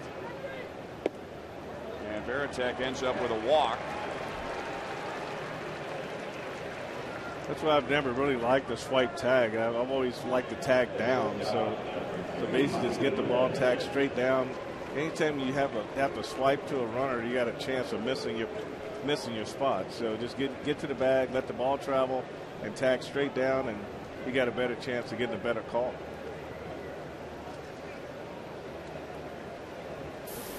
And here's Mike Aviles, who singled and came around to score in the 3rd inning in his first at bat against his former team.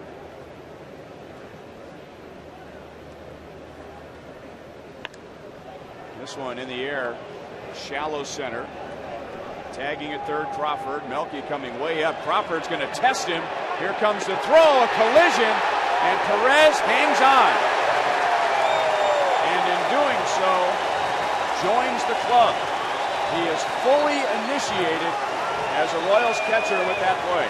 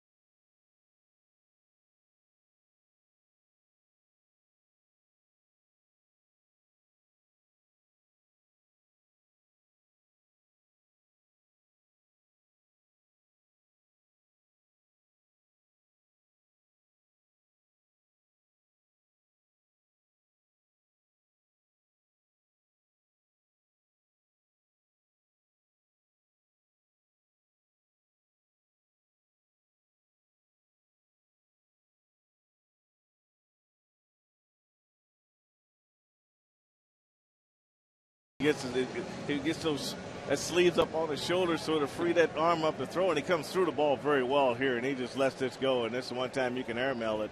And Salvador Perez does a great job in concentrating on the throw itself, kept the head right there, and did a good job of tucking and taking that blow in a good way. Did he tag him?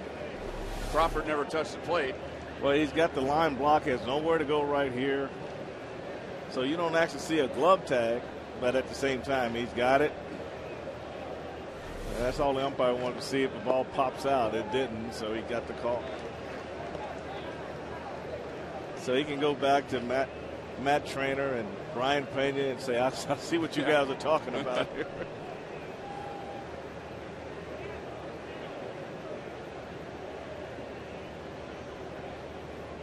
So 2 Royals outfielders have assists tonight, Gordon and Cabrera, giving the Royals 42 this year. 1 ball and 2 strikes on Francoeur. Milky, that's what I did. And Brian saying, I saw you. Yeah, you got to get that shirt up on top of your shoulders so that arm will be free to go. And I want to say hi to my boys in the truck.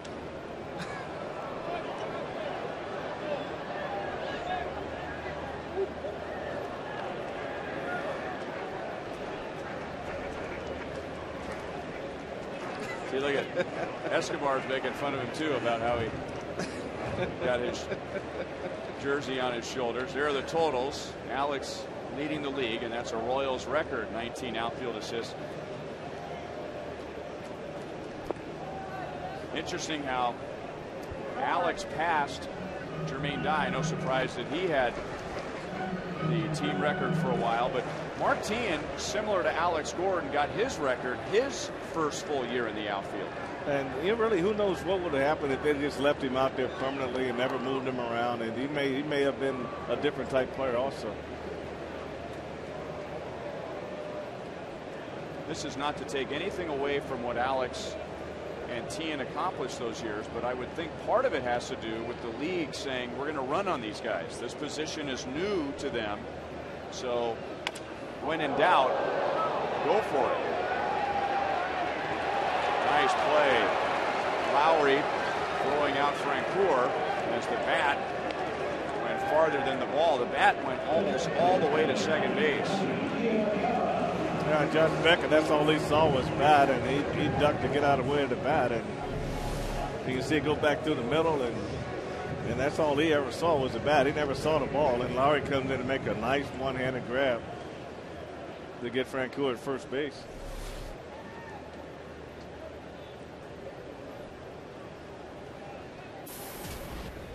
Johnny Giavotella grounded back to Beckett. Third ball is in for strike 1.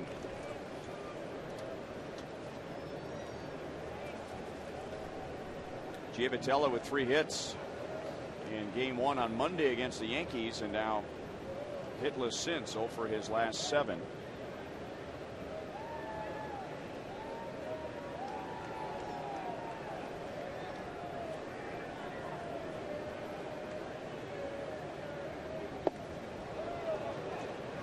Two. Now in the Yankees series, he was excited because he was playing against Derek Jeter, the player with whom he idolized growing up, but now he's playing against a player he has been compared to quite a bit, Dustin Pedroia. Pedroia more advanced as he's been Rookie of the Year and MVP of the league.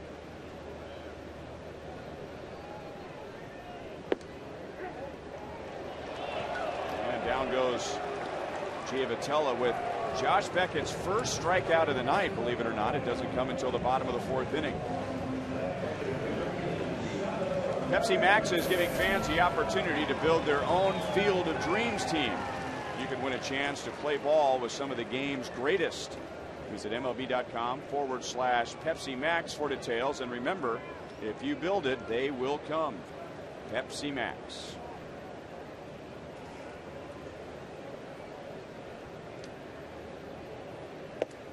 Third ball for a strike to Salvador Perez, who turned in half of tonight's Chevy play of the game. It's been an exciting time on defense so far. Malcolm Cabrera comes through with a strong throw to home plate. Salvador Perez holds on to get Carl Crawford tagging at third break.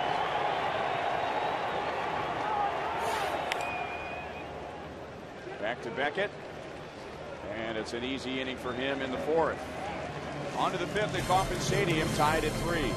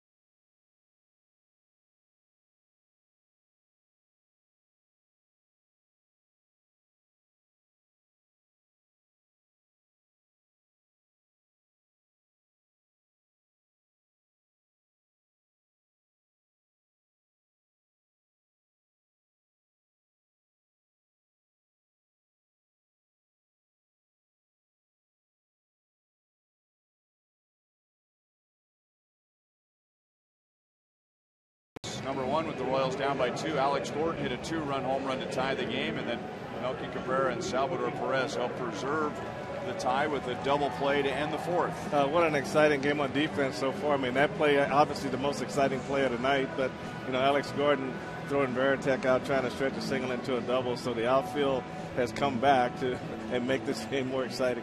Hasn't been quite the pitcher's duel that we anticipated, with both pitchers giving up 3 runs in the first 4 innings. The Red Sox have had the leadoff man on in each of the first 4 innings against Luke Hochevar. Curveball a little bit high to Jacoby Ellsbury. Led off with an infield single in the first. He walked and scored in the third.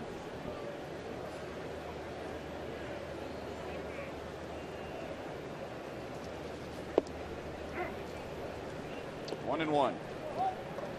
This was last year in April, and it was the final game of a series with the Red Sox, and Adrian Beltre stuck his knee into Jacoby Ellsbury's left side, and Ellsbury had several fractured ribs. Tried to come back from it a couple of times, but only played 18 games for the Red Sox. So his season came to an end very quickly, and now with a great bounce back year this year, and he's out for the first time tonight.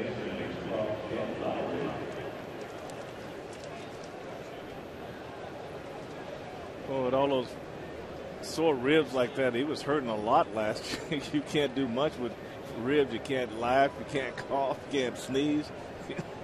That had to be very, very painful.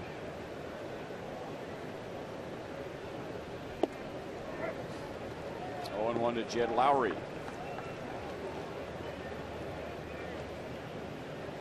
2 flyouts tonight, one's to center field and one's to left for Jed Lowry.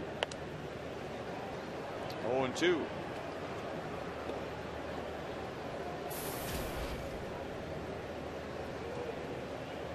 Three runs, 6 hits for the Red Sox, and the way they hit against the Rays in a 3-game series, this is a big game on offense. Lowry has his first hit, and it will be for extra bases. And into second base with a 1-out double, and he did that with an 0-2 pitch.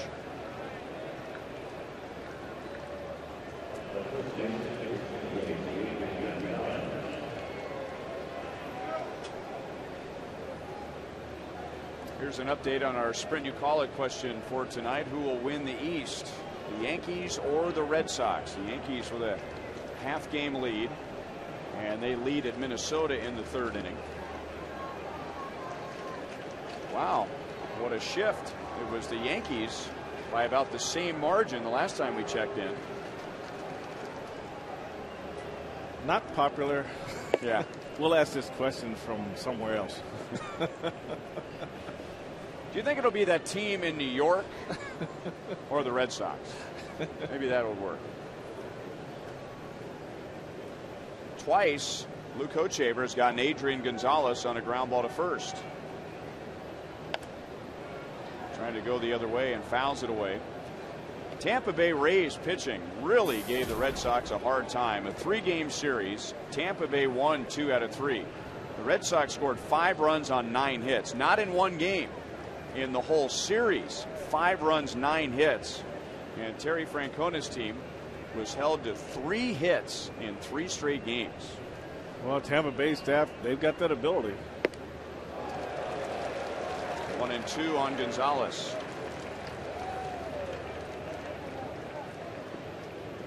It is a Fenway Park record. 3 straight games at home for the Red Sox with only 3 hits in each game. Red Sox have faced the Rays 11 times this year, of course, in the same division, and they're hitting 168 in those 11 games. Well, we saw firsthand what the Rays pitching staff is capable of doing. Fastballs, they got great changeups, and so they can, even good hitting ball clubs, if you can slow the ball down, if you can change speeds and move it in and out, you can make it a tough day on the hitters, because the hitters aren't going to hit mistakes.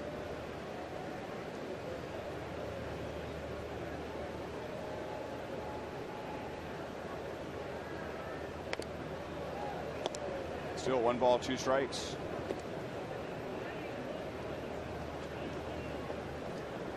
The Royals in Fox Sports Kansas City present our 3rd University Day game with K-State Day coming up on Sunday. So all Wildcats fans are invited to take advantage of special ticket prices and join us for special pregame activities.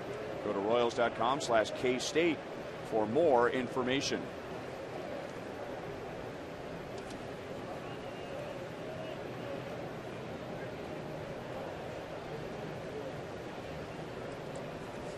And now Luke wants to talk over the 1-2 pitch with Salvador Perez.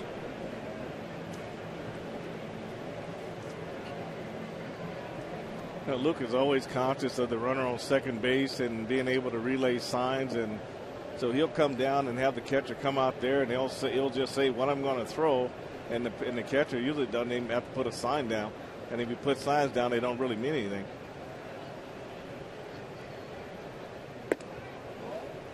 2-2.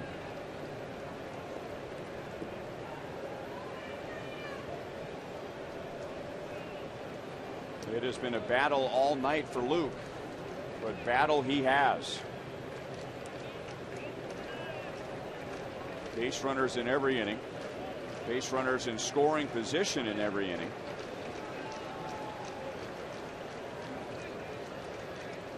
Gonzalez strikes out. So Luke has really had his number tonight. Gonzalez not getting good swings at all. 4 strikeouts for Hochevar. Dustin Pedroia comes to the plate, and we go to Joel. Well, Ryan, last series we saw Johnny Giavotella meeting his boyhood idol Derek Jeter. Last month when the Royals were at Fenway Park, very interesting because Tim Collins got a chance to meet Dustin Pedroia, and they wanted to take a picture together to see who was taller. And it was Collins who actually was taller. I know that it doesn't say that in the numbers. They said based on the mohawk. Pedroia doesn't have any hair on top, and Collins has the mohawk, so they declared Collins the winner. Pedroia really wanted to take that picture. Also interesting that he signed a baseball for Collins, but then Pedroia, a former MVP, wanted Collins to sign a baseball for him. Tim Collins, the Worcester, Massachusetts native. Thanks, Joel. Pedroia has driven in 2 tonight. Red Sox fans just love this guy. He plays hard. And of course, he's very good, and he just loves the game. I mean, just built to play the game. And if you're here early enough, it is not uncommon at all to see Dustin Pedroia as the first guy in the dugout watching the other team take batting practice. He always has a bat in his hand, almost like a little kid walking around the house who, you know, goes to bed at night with a bat in his hand. He just can't wait. People connected to the Red Sox say he just can't wait every day for the game to start. And you can tell, too. I mean, you watch him, he's got those fast twitch muscles. He's always moving. He's always talking. And they say in the clubhouse, he's the guy that goes around and instigates a lot of things that go on in the clubhouse. But at the same time, he's the first guy to call you out when you're not really giving it 100%. We'll try and drive in another run. Red Sox are going to test Melky Cabrera again. This time Lowry gets around the tag. Pedroia is out. A run scores, and Boston regains the lead. Pedroia has driven in 3 of the 4 runs, all the runs coming with 2 outs.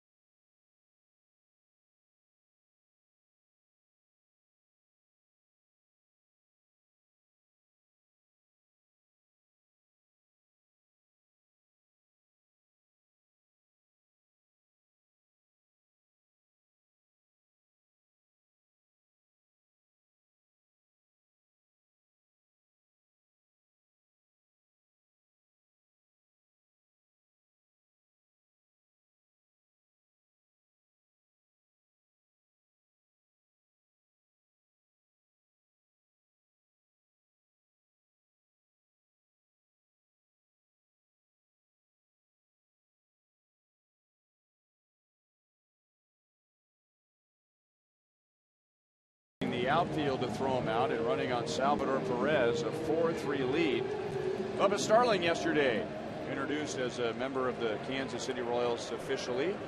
And in our AT&T trivia question for tonight, which current Red Sox player was once recruited to play quarterback at Nebraska?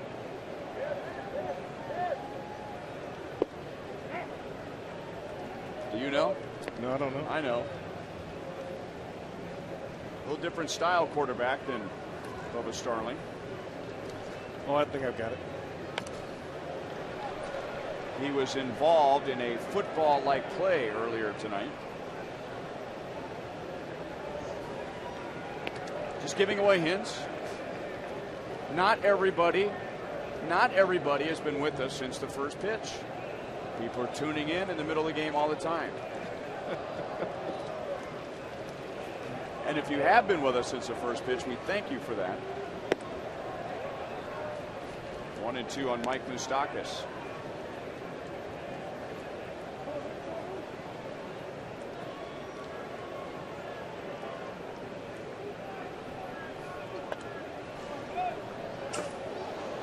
I'll give you one more hint, and that's it. I'm done. I know. His first name is Carl.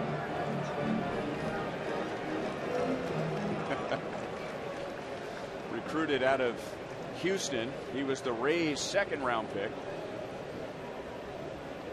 And the Rays were able to get him to sign, and Crawford got to the big leagues very quickly. Well, he looked like a football player coming down the line, I tell you. Backhanded by Aviles. His throw not in time.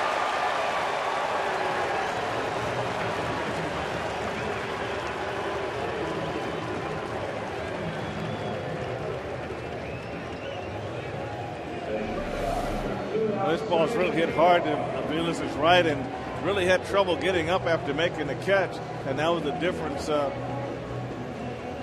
Moustakis right there on that play. Who hit the front of the bag, Frank? You got to hit it. You got to get that front of the bag and make it look good to the umpire. Right there, very close play. Textbook.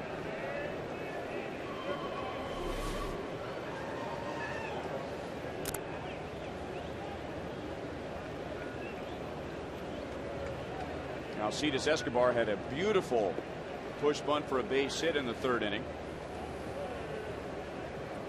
Pushing it to the right side. And came with one out, and then he scored on Alex Gordon's home run. Going to bunt this time. This is a sacrifice attempt, and he wasn't able to pull the bat back in time. 0-1. That was a good running fastball. It was out over the plate, and when Alcides committed to it, it jumped in on him, and he tried to pull the bat back, but not in time.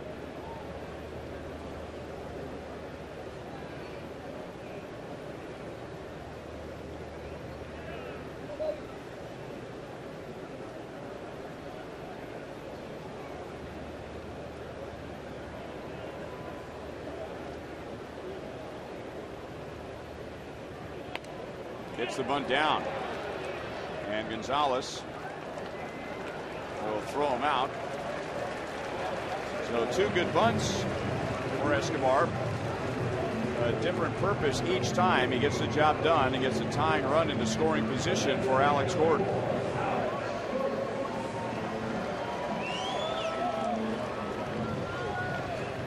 To this point, Alex had a great night, a double down the right field line in his first at bat in the first inning, and then in the third inning, a two-run homer to left center field. Then here we go, Jason Varitek trying to stretch a single into a double. And you saw Alex's defense in the corner, and now you see Alex's defense coming in.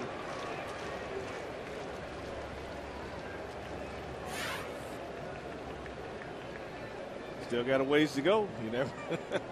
He's got time for more heroics.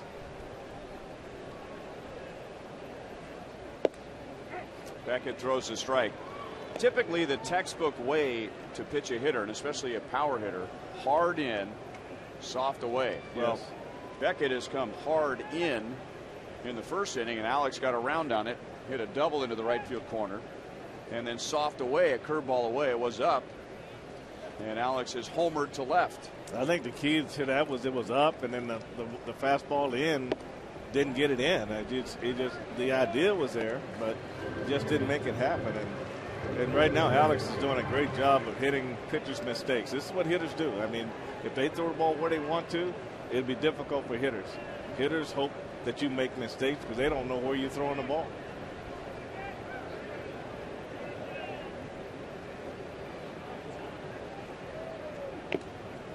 One ball, two strikes. It was here at Kauffman Stadium 4 years ago in 07.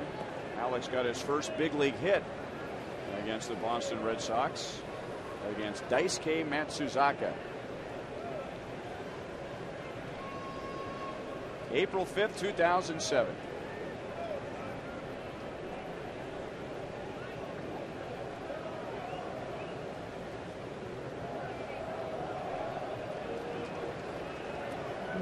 That was probably not the most memorable at bat for Alex in that series. I would think the standing ovation from 40,000 people as he walked to the plate for the first time against Curt Schilling would stand out a little more than the hit. I would think so. I mean, the fans have been waiting all year for baseball, and you're an opening day, and one of your bright young stars at the plate, and what a welcome.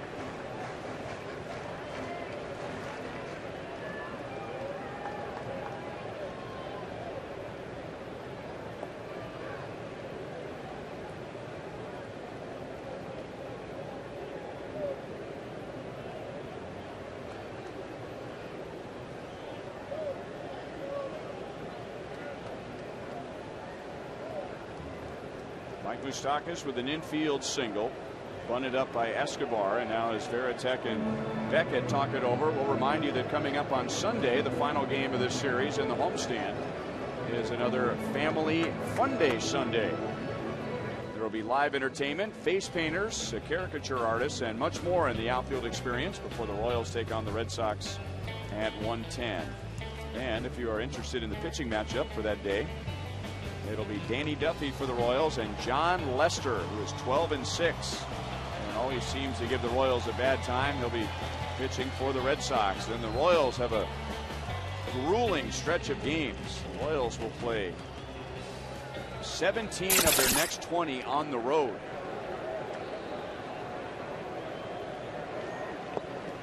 Blocked by Varitek. That keeps Moustakas at second. 2 balls and 2 strikes. Royals have Monday off, then they go to Toronto, Cleveland, and Detroit. Come back for a 3-game series. That's it. That's against the Indians, and then back on the road to Oakland and Seattle.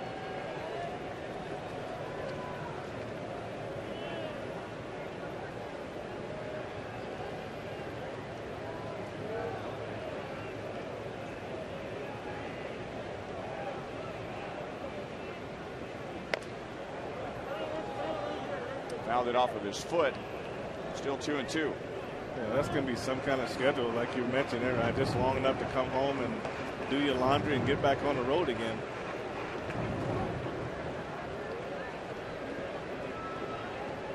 It'll be a stretch of 20 consecutive games, too. The Royals will lose an off day on September 1st and will have to make up a game in Detroit. A game that was rained out back in May.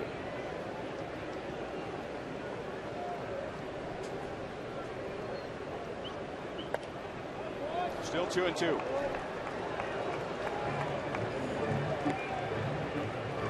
Josh Beckett's numbers across the board are impressive. Told you about the opponent's batting average.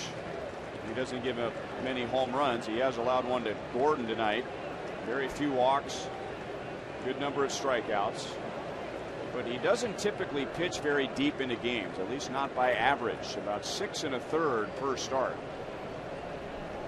Royals are adding to his pitch count. He's at 71 as Alex strikes out on pitch number 72, and it's not been a big strikeout night so far for Beckett. That is only his second. That's probably the best breaking ball he's thrown tonight. Got Alex out front a little bit, swung over the top. So it's nitpicking, but if there's one thing that Beckett hasn't excelled in this year among everything else, where he has, would be innings pitched.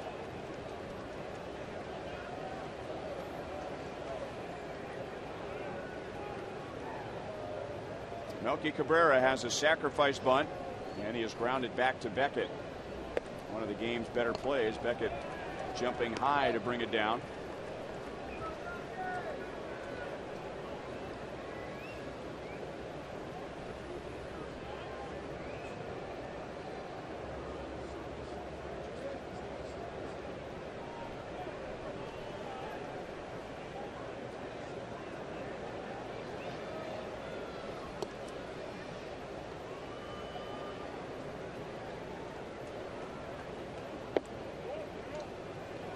Two balls and no strikes.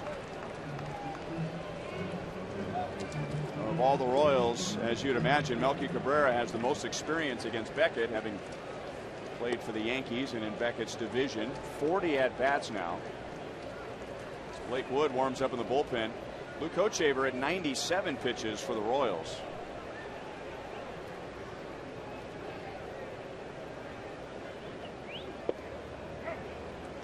Two and one.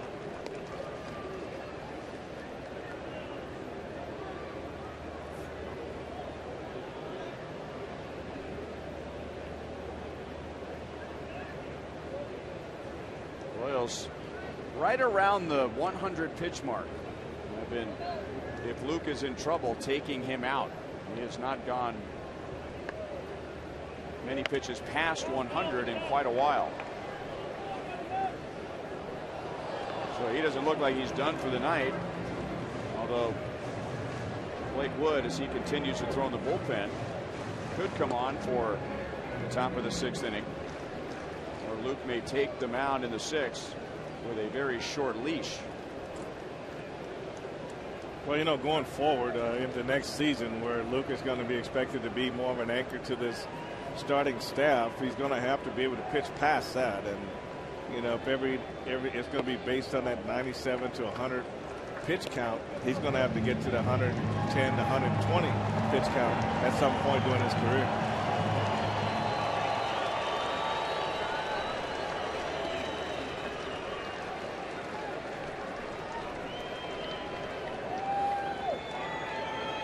Mike Moustakas about an hour and a half ago had an infield single. Still standing at second base with 2 down. Shallow center. Ellsbury started sprinting back, and he's there, and that ends the inning. The end of 5. Red Sox lead 4-3.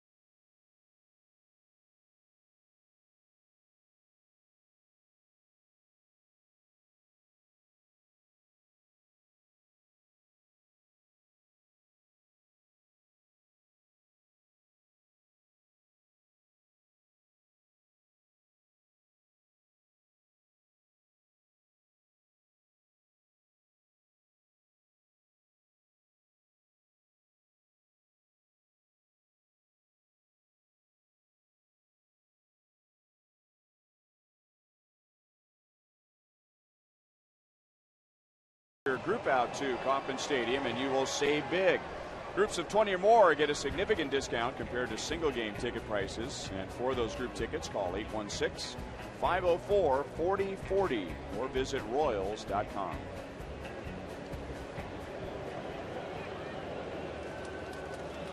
So Hochevar stays on. That's his 98th pitch. With Blake Wood still throwing in the bullpen. Leadoff man is reached in 4 of 5 innings. The Red Sox have scored in 3 of 5 innings against Hochevar, with Dustin Pedroia driving in 3 of the 4. And the Red Sox have been clutch against Luke. All 4 runs have come with 2 outs.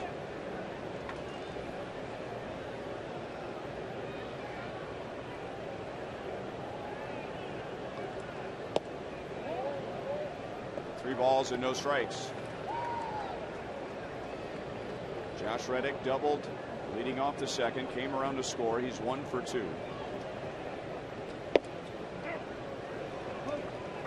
Luke got a good call from Mike DeMiro. 3-1 with Carl Crawford on deck, and then Ryan LaVarnway.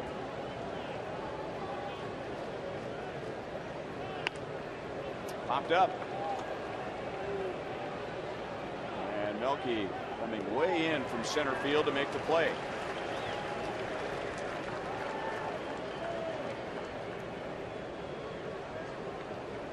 Tonight's copyrighted telecast is presented by authority of the Kansas City Royals. It may not be reproduced or retransmitted in any form, and the accounts and descriptions of this game may not be disseminated without the express written consent of the Kansas City Royals Baseball Corporation.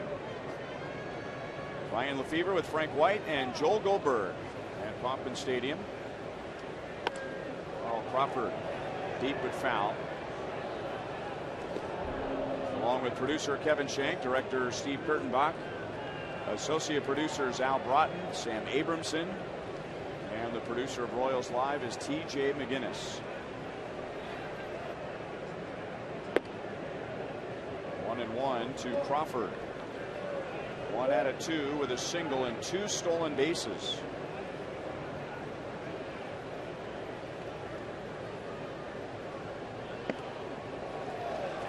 1 ball, 2 strikes.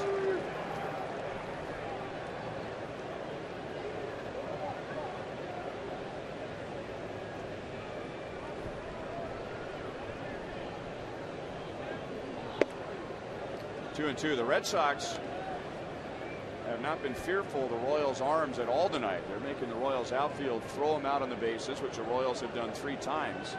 And they are running on Salvador Perez, 4 for 4 in stolen base attempts.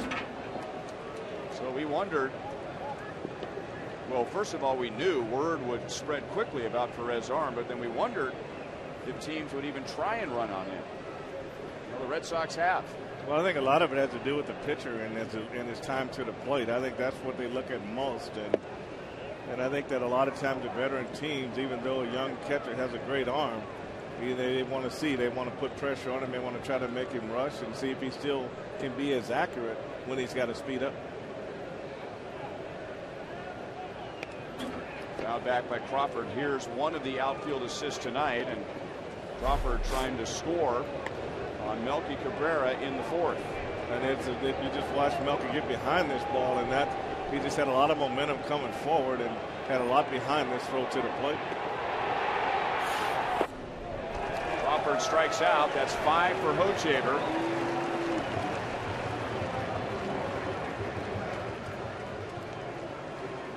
He got the leadoff man out for the first time last inning, and now for the first time tonight he has retired the first 2 hitters. So even though he's on thin ice, he keeps skating along, and now we'll try and get Ryan Lavarnway in his first big league game. Has flied to center twice.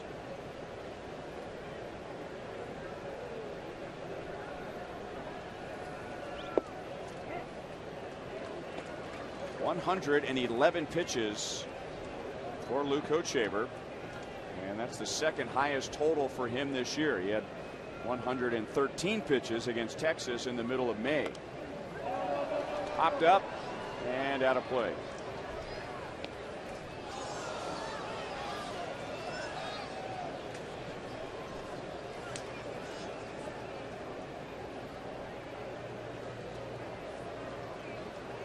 You know, you really like the fact that Luke can go 111 pitches, but you really like to see yourself in maybe the 7th, 8th inning with that number of pitches. Well, this early in the game, in the top of the 6th inning, that's a lot of pitches for a starter. Under the chin, 1 ball, 2 strikes.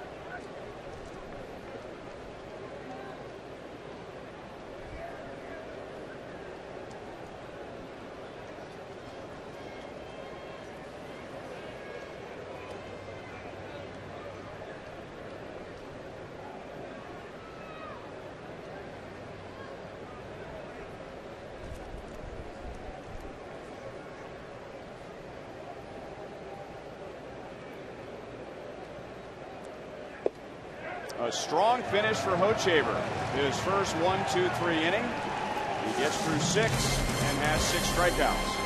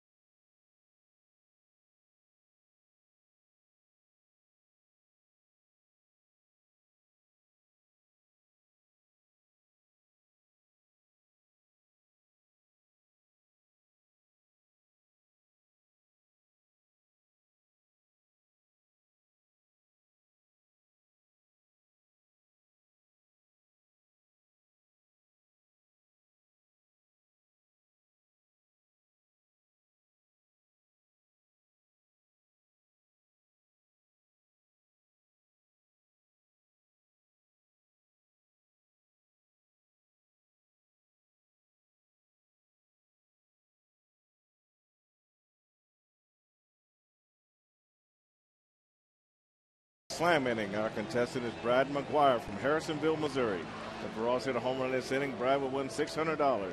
But if Ross hit a grand slam out of the park, Brad would win $25 grand from Sonic and the Kansas City Royals. And it will be Billy Butler, Eric Hosmer, Jeff Francoeur. So 15 home runs, 10 home runs, and 15 coming up against Josh Beckett, who has allowed a 2-run home run to Alex Gordon and tied the game at 3 in the bottom of the third. The Red Sox regaining the lead in the top of the fifth, and here we are 4-3 in the bottom of the sixth.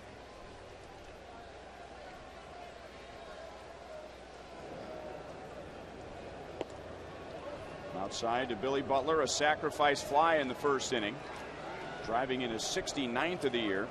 So much for Billy's slow start.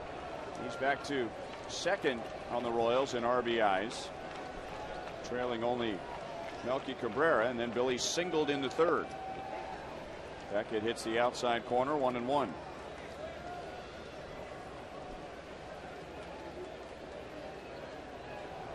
Billy hit .391 against the Yankees this year, and now against the Red Sox he is 10 for 20 with 3 home runs, 8 RBIs. 2-1. 500. Yeah, that series in Boston was very impressive, though. I mean, just every time he swung the bat, the ball just did something special.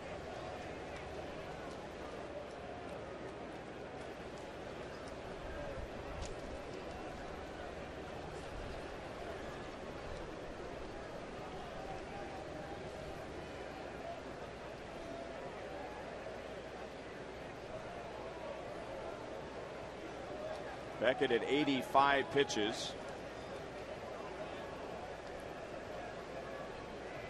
And number 86 makes the count, 3 balls and 1 strike.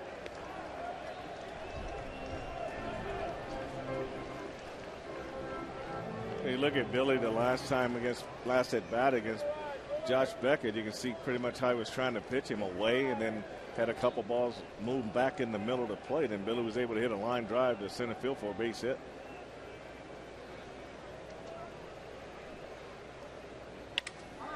Off the end of the bat, and it drops in for a base hit, so he's better than 500 against Boston this year. And the Royals have the tying run at first with nobody out. That's what you want to do on a 3-1 count. You want to get the pitch that you can handle, and even though Billy didn't hit it well, when you take a look at this pitch, it was out over the middle of the plate, and Billy was able to get enough of it to pull it in the left field for a base hit. He does about as good a job as anyone. His eyes get big when the ball gets close to the plate, when he knows he's going to swing at it. His head is right there to steal when he makes that swing and make contact. He's got very good form, very nice swing.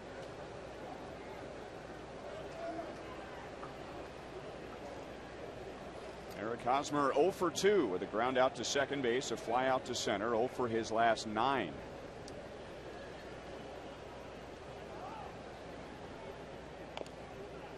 Fouled a pitch away that didn't appear to be a strike.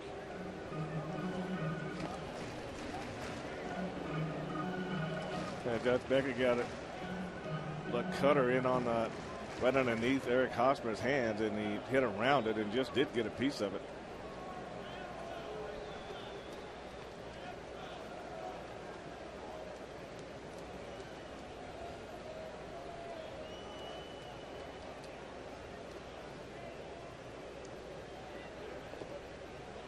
Veritek keeps it in front of him. 1 ball, 1 strike in our Sonic Slam inning with 10 home runs for Eric Hosmer. It's been a while since he's hit one,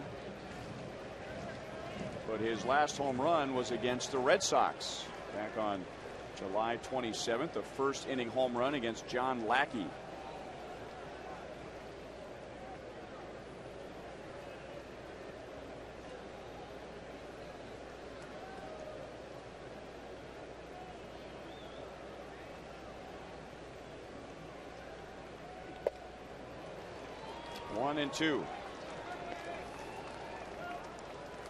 Well, it's the last meeting, and you watch what Eric Hosmer does right here. He gives you a pretty good idea of what kind of power he has the opposite way, and this is well up over the green monster into the new seats.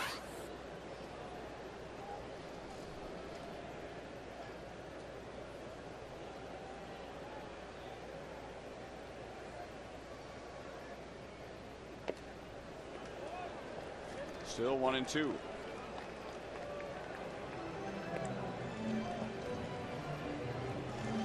It looks like Josh Beckett and Jason Varitek are trying to work Eric Hosmer away with hard fastballs that are running away from him, and the swing gets a little bit long on that pitch from Hosmer's standpoint, so just need to shorten that up and try to go the other way.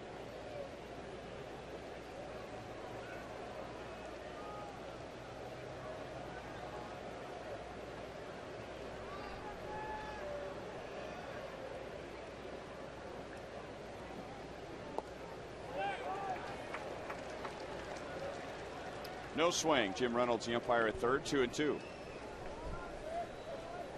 Beckett now up over 90 pitches. He's at 92. 99 in his last start, and he averages 99 pitches per start. Never really a fast worker, but particularly slow in this inning. Of course, he can take his time because Billy Butler over at first, not really a threat to run. Take his time as far as not having to go to a slide step, and now Hosmer has filled out the count after falling behind 1-2.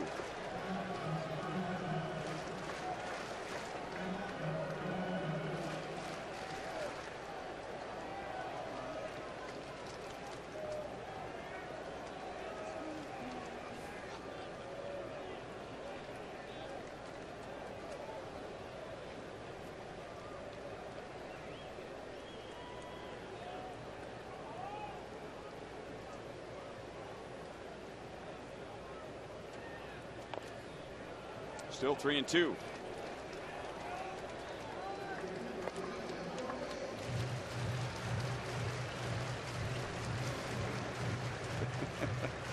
We've seen some kind of critters at the ballpark this year, haven't we? What is that? Looks like a praying mantis. It's like something out of Jurassic Park.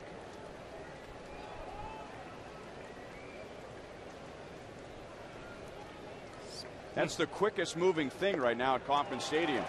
Hosmer strikes out, and it's Beckett's third.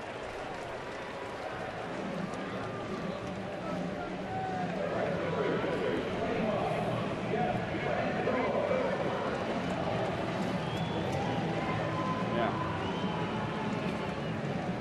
And now, according to the ground rules, the praying mantis is officially a home run.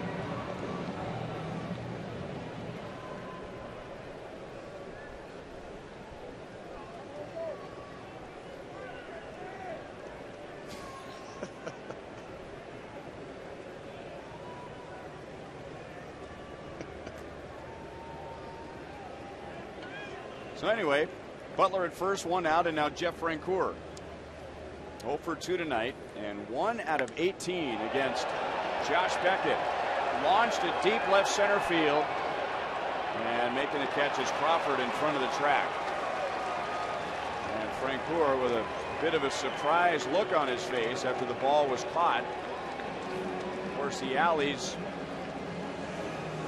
about as deep as they get in the American League, and this is a night where the ball isn't carrying, but Francoeur probably figured he'd at least get it to the warning track. Well, it's a hanging curveball that stayed on the inner half, and he got through it okay, but it just got in on him just a little bit. It looked like it just got too high, and when he got it up there, it just didn't carry. But it was a pitch that was a hanger, and he's got the right swing for it, and like you say, he was probably surprised he didn't get all of that one too.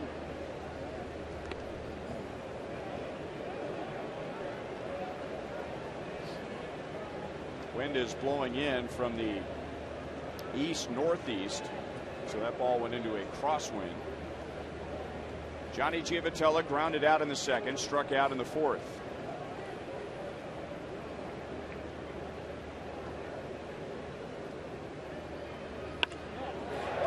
Drilled to center field. Ellsbury plays it on a bounce. Butler will hold at second, and that puts an end to an 0 for 8 for Giavitella.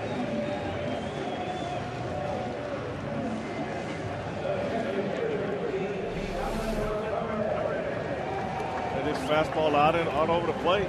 Been trying to keep it away from him for the most part of the night. Left it in the middle of the plate, and Giavitella drives it back through the middle of the 2-4 base hit in the center field. He got a nice short swing.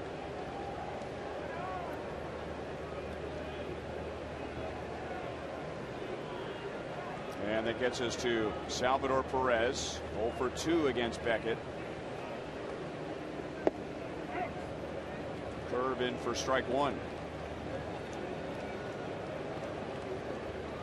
Grounded out in the fourth, lined out in the second, and we've been talking about Perez ever since he was called up about how good his two-strike approach is for a young hitter.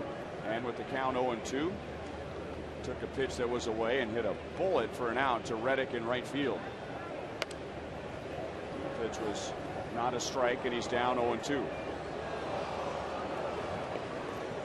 Pitchers like Beckett are good enough as it is, but because he has such devastating pitches and the ability to hang up a lot of strikeouts, that hasn't been the case tonight. He's the kind of guy that you don't want to fall behind 0-2, and as a result, anything close, you swing at it.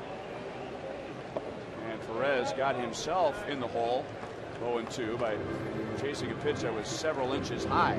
Well, you're right, and really Josh Beckett really this is not really his best performance. I mean, he's been up in the zone a lot. I don't think he's been happy with his breaking ball all night, and fastball command has just been a little up in the zone and a little off too. But he's been able to survive just because of his experience tonight.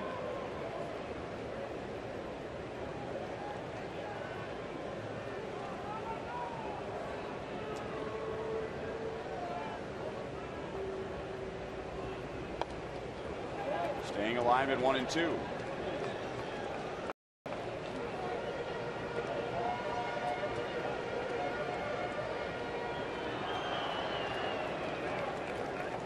What did you do to keep your concentration with a guy like this on the mound? Well, all you can do is just don't get set too quick in the box. You basically just had to keep check swinging. No, I'm talking about you on defense. On defense. Yeah, I mean, you start trying to name major leaguers with the last name beginning with the letter L. Well, you do what you see a lot of guys do when they start walking around in circles. That's all you can do. And then you just hope that when they do hit it, it's a routine ground ball. But this is like watching paint dry. I mean, it's not any fun at all.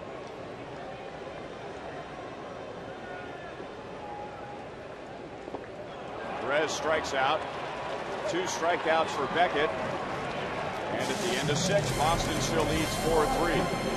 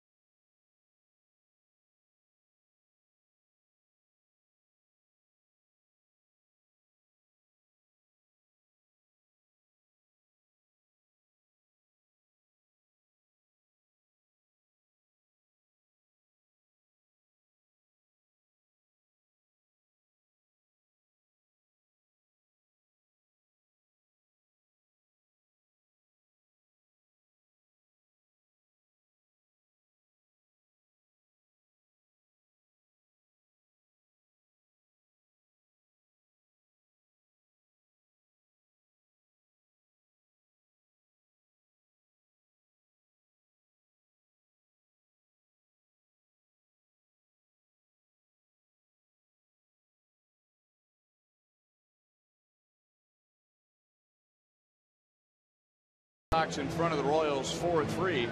Every Thursday on FoxSportsKansasCity.com we'll bring you the Farm Report. Jeffrey Flanagan checks in on the prospects in the Royals farm system. So head to FoxSportsKansasCity.com for the Farm Report.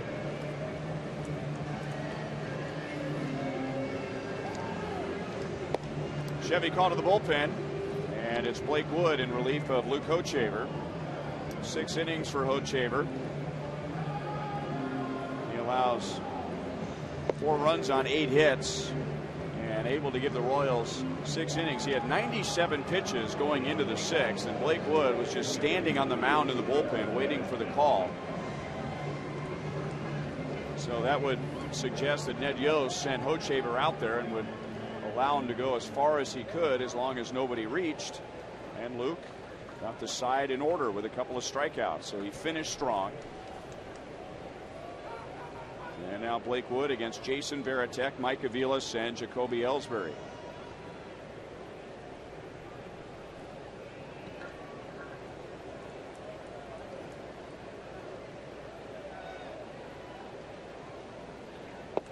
Varitek against Hochevar. Drove in a run with 2 outs in the 2nd inning. He walked in the 4th. All 4 runs for the Red Sox have come with 2 outs. Varitek's base hit in the 2nd. Pedroia hit a 2-run single in the 3rd and an RBI single with 2 outs in the 5th.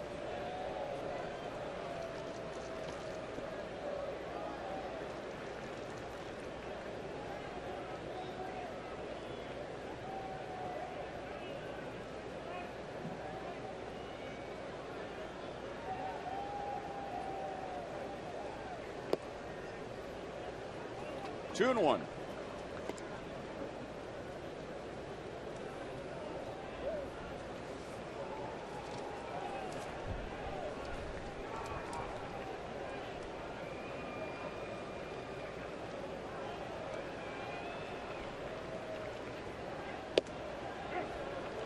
Two balls, 2 strikes to Varitek.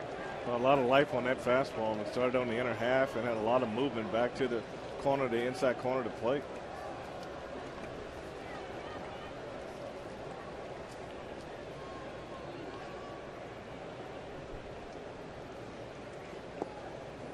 And now 3 balls and no strikes.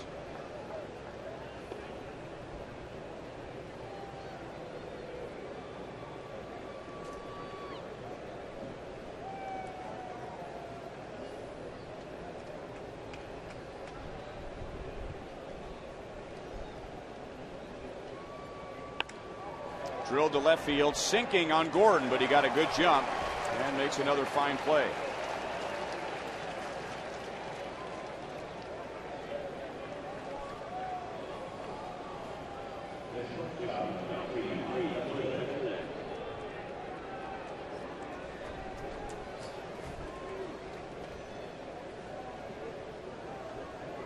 And now Mike Aviles, he singled leading off the 3rd inning, came around to score, and then flied into a double play in the 4th with Melky Cabrera throwing out Carl Crawford at the plate. Mike Aviles certainly a success story in the Royals system. Drafted in 2003 out of a Division II school, and in 2008 was the Royals Player of the Year. Popped up to the right side, and Johnny Giavotella makes the play. 2 down. Slugger's Blue Crew package is now half price, and for just $10 your package includes a powder blue batting practice jersey, Royals cap, 2 Royals game ticket vouchers, and much more, presented by U.S. Toy. Visit Royals.com/Blue Crew to order your child's Blue Crew package today.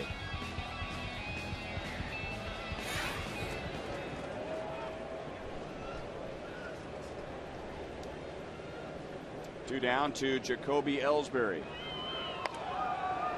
Ellsbury opened the game with an infield single, got his 33rd stolen base, but was stranded. In the 3rd, he walked, and along with Aviles, scored on the Pedroia 2-run single, and he has popped out to 1st.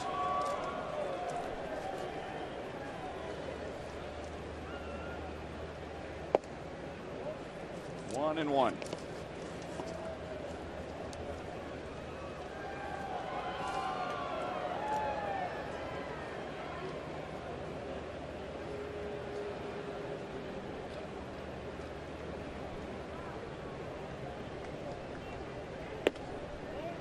Two balls and one strike. We were talking earlier that Pedroia is much more than just a leadoff man, meaning he has a good batting average and speed. He hits for power, 22 home runs, and he is one of the best in the league with runners in scoring position. So he doesn't just score runs, he drives in runs. He has 78, which is a big number for a leadoff hitter. So if he needs to get on base, he can help the Red Sox that way. And when others are on base in front of him, he's one of their most clutch hitters.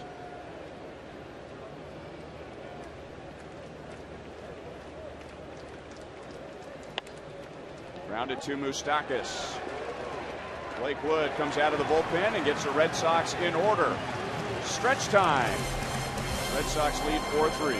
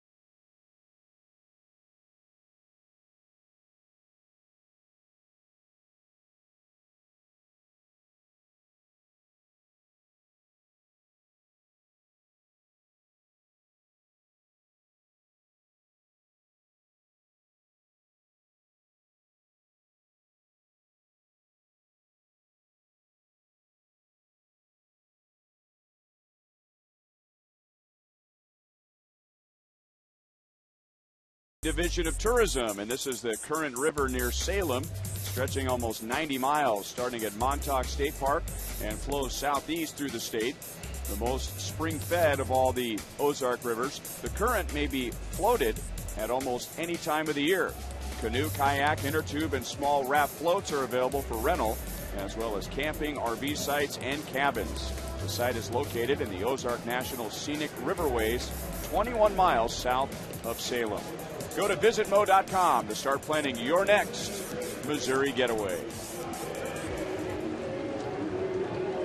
Blake Wood trying to help move this game along with a 3-up, 3-down, top of the 7th inning. And now Josh Beckett with 102 pitches back on the hill in the 7th.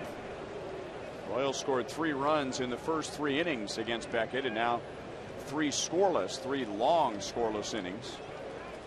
It'll be Moustakas, Escobar, and Gordon, and it's the 3rd straight time tonight that Moustakas has led off an inning, and he just cracked his bat. We saw Franklin Morales warming up earlier for Boston, and now joined by right-hander Matt Albers.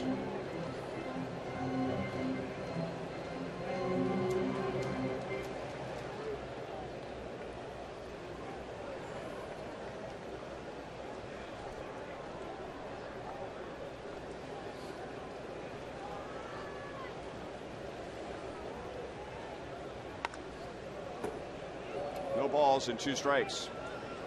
You know, you can't argue with Josh Beckett's success with the quality of his pitches, but it's a little surprising to me that he has only given up 1 unearned run all year. Guys who work very slowly always seem to be victims of bad defense, because at times the defense just simply falls asleep. Well, I think the key word was sleep. I mean, you can't play behind a guy and be effective if he's going to work slow, and he's going to put you in that condition on defense. And if someone hits the ball hard left, right, you don't react quite as well. MLB.com's At Bat 11 app for Android, BlackBerry, and Samsung Galaxy tab is live baseball. Follow the Royals wherever you are with game day pitch-by-pitch tracking, box scores, stats, breaking news, video highlights, game day audio, and MLB.tv subscribers can watch games live. Text At Bat to 31826 or go to Royals.com. Ball 1 to Alcides Escobar. He scored on Alex Gordon's 2-run home run in the 3rd inning, which tied the game at 3. And then Boston took the lead with a run in the 5th.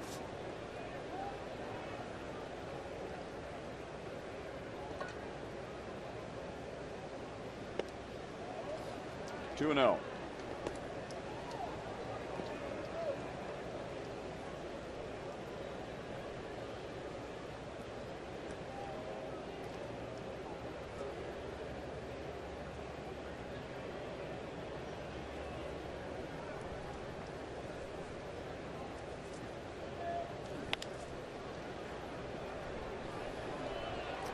Aviles throws out Escobar, 2 down.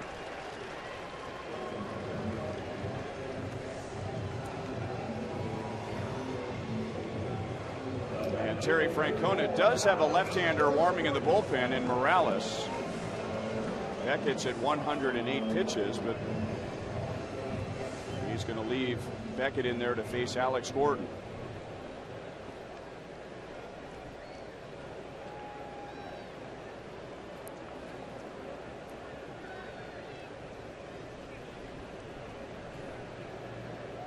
Bring that up because Alex is responsible for tonight's Miller Lite Taste Greatness moment.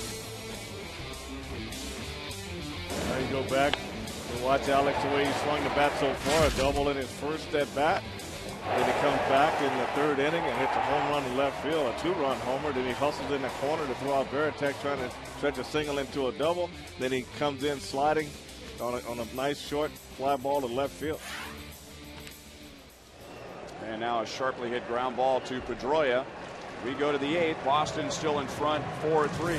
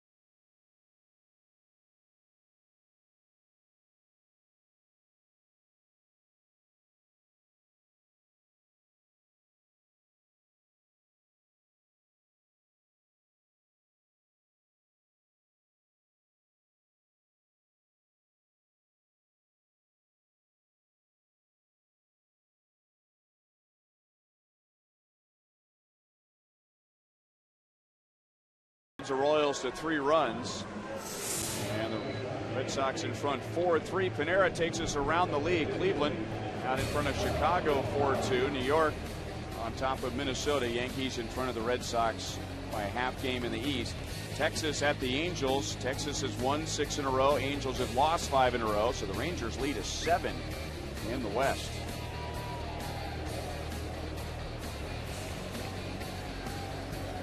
Josh Beckett appears to be angry with something after that final out in the bottom of the 7th inning. He was grumbling to himself, and then a shot of him in the dugout just moments ago, and still appeared to be fired up about something.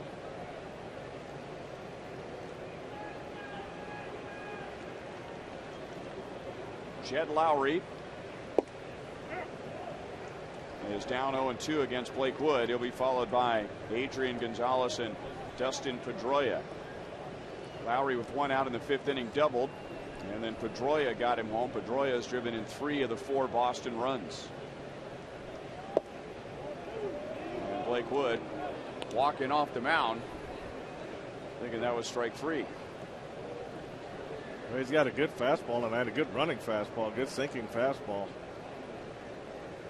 He's got that split finger that they hadn't had control of it yet, but there it goes right there.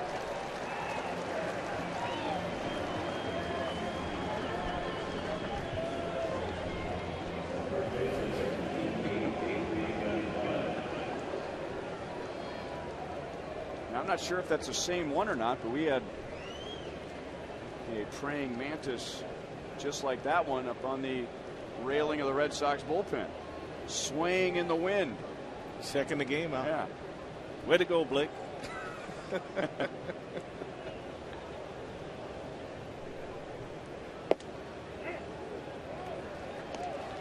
Gonzalez is happy that Hochevar's done. Luke got him on ground balls to first twice and struck him out in the 5th. That makes Gonzalez 0 for his last 12. And another ground ball to Hosmer, and once again he'll go to the bag. So 0 for his last 13 and 3 ground ball outs to Eric Hosmer.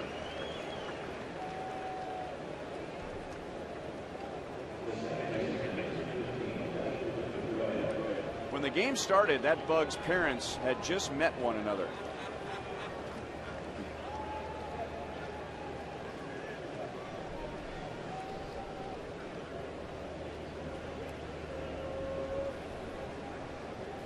Three RBIs for Dustin Pedroia, all coming with 2 outs. And late on that fastball, 0-1.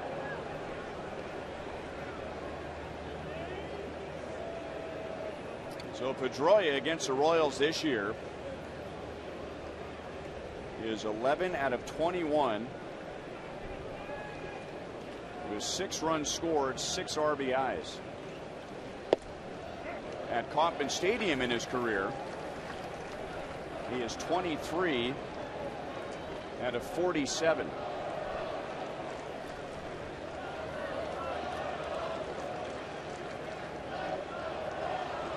That'll make you want to be the first one on the dugout. Yeah. When you got numbers like that, you can't wait to get to the ballpark. 1-2.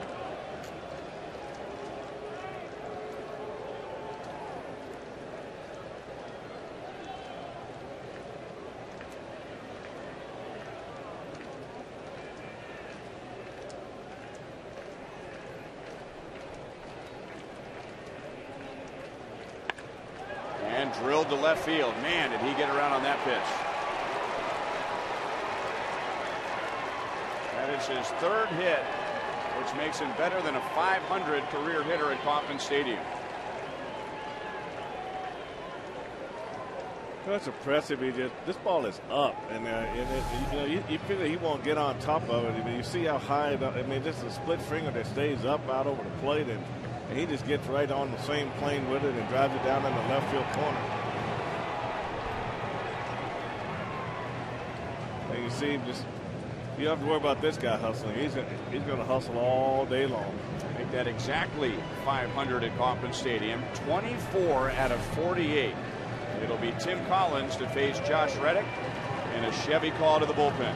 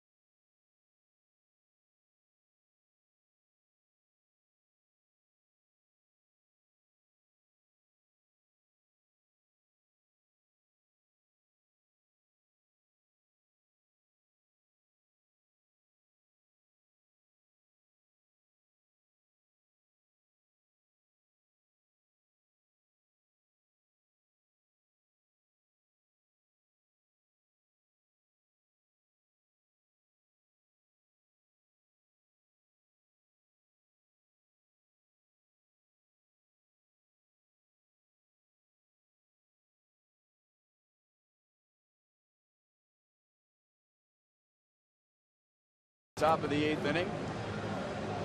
Here's our favorite praying mantis, who has been flying all over the ballpark. He has been in the right field bullpen, and now he's in the Diamond Club right behind home plate. Tim Collins of Worcester, Mass. Coming on to face Josh Reddick with a runner at second base and 2 down. He is the 3rd Royals pitcher tonight, as Luke Hochevar went 6, gave up 4. Blake Wood departs after giving up a double to Pedroia. He went an inning and 2/3, and that was the only base runner he allowed. And now Collins against Reddick. A 3-hit game for Pedroia, talking to Johnny Giavitella, a player Giavitella has been compared to.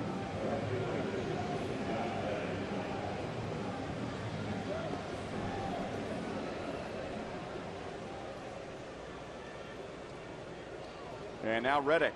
He doubled and scored in the 2nd inning, 1 for 3. Josh Reddick does well against left-handed pitching, hitting .375 with 1 homer and 2 RBI. And he's got a good sample size, 24 at bats.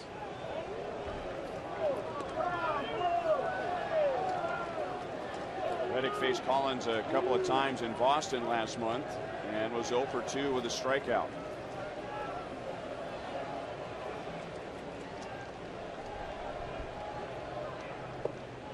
Two and 0.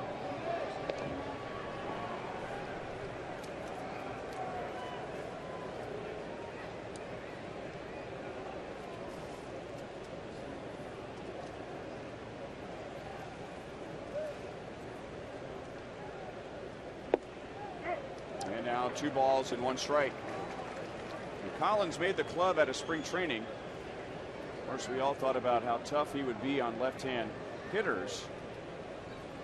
But it's been pretty balanced for him for most of the year until recently. Recently, he has been mowing down the lefties. They're batting just .211 against him. Good curveball, 2-2. For a big chunk of the season, Collins was actually pitching better to right-hand hitters than lefties. I think one of the big things about him is his curveball. That's been the biggest difference, being able to change speeds on it and command it. You know, normally he's got that harder one he'll go for a strikeout with, but just be able to throw that nice soft curve and give it a chance to break.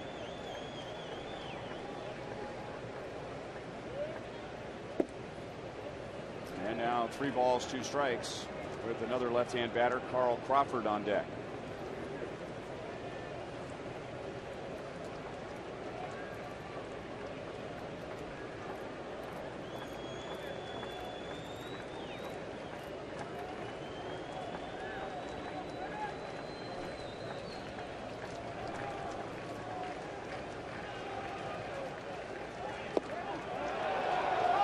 Just outside.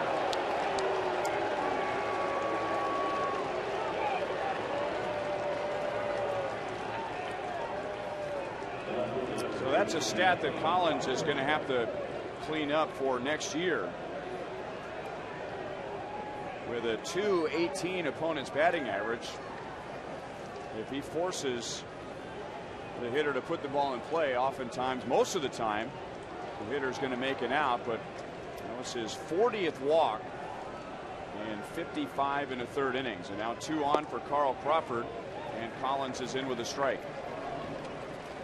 Well, I agree too, Ron. I think a lot of it is being used multiple innings, more than 1 inning. I think he's been forced to have to make some adjustments, and I think that curveball we just saw, even though Reddick walked on it, that's an adjustment for Tim Collins right there. And I think just getting the fastball command and just keep developing his changeup, and I think he could work those things out.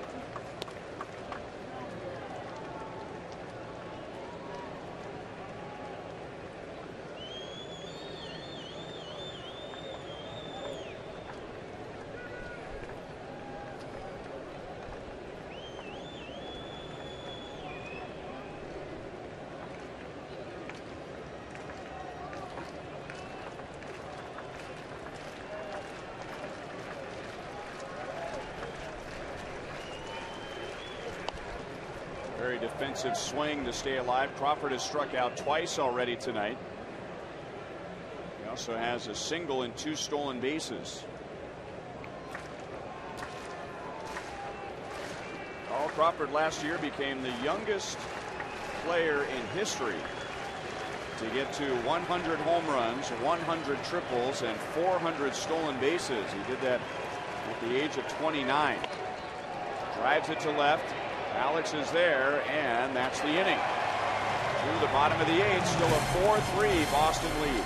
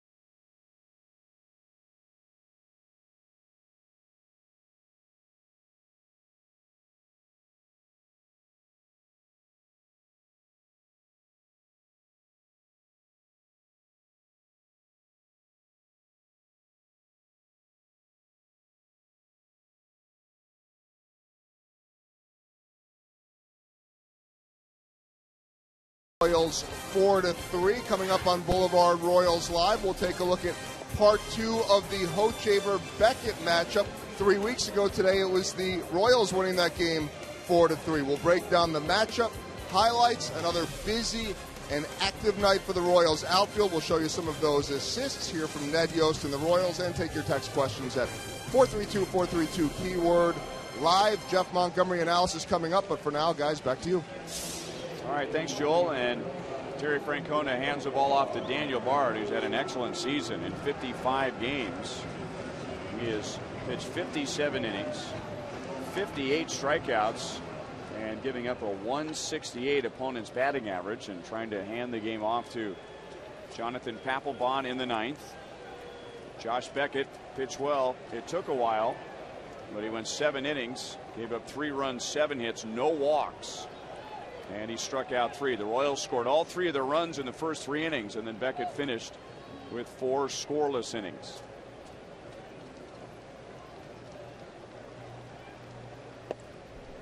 And keep an eye on the radar gun with Daniel Bard on the mound. That was at 97. He can get it up to 100 miles an hour.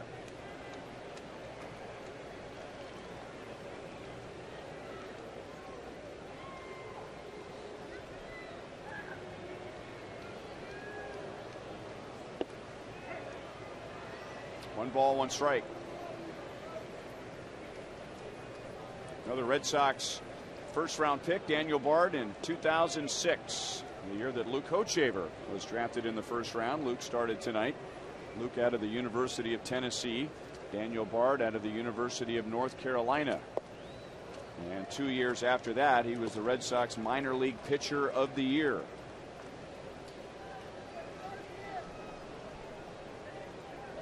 Well, he's definitely got a big arm. He can get up to 99 to 100 on that fastball. He's got a good slider. He's also got a changeup. So when you can go 100 miles an hour in your fastball and you throw a changeup, you know, he gives him 3 pitches that he can use as out pitches. Very close, but Aviles gets Cabrera. Melky is 0 for 3. Yeah, I think in the minor leagues, when you're 97 to 100, you can get by with that, but there are hitters at this level that if that's all you're throwing, they can get around on that. Right, and it's sort of like Verlander. You throw 99 miles an hour, and then you come back with a changeup that's 10 to 15 miles an hour slower. So hitters at this level can speed up, but have a hard time slowing down. That's what makes the changeup so effective.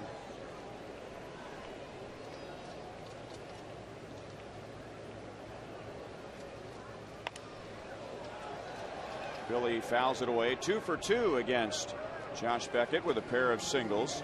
And in the first inning with a sacrifice fly, Billy drove in his 69th run of the year.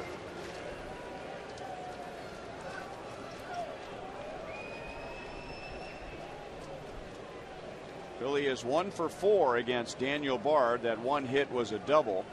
The other 3 times, Bard struck him out. Hard slider at 84 makes it 0-2.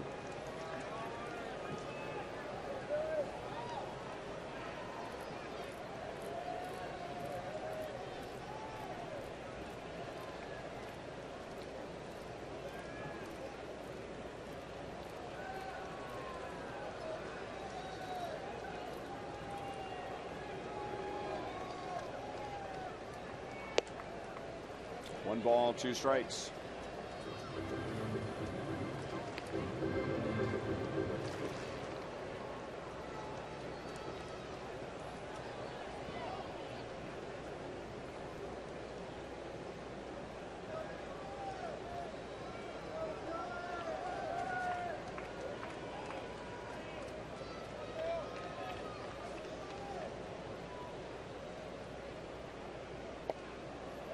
Two and two.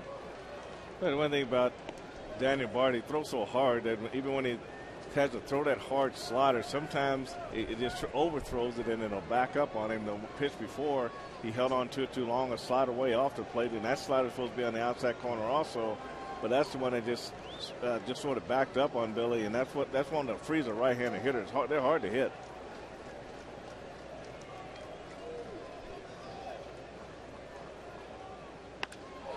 Hit hard to center field. Billy has a 3-hit game.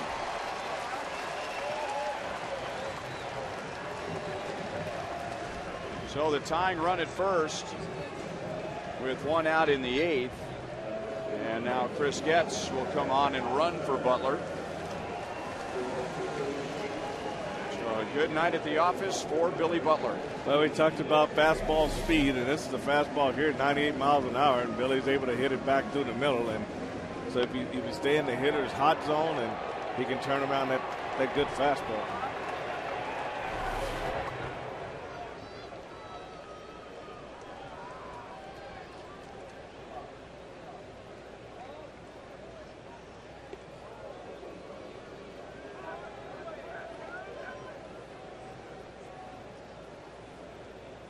Hosmer tonight 0 for 3, struck out in his last at bat against Josh Beckett.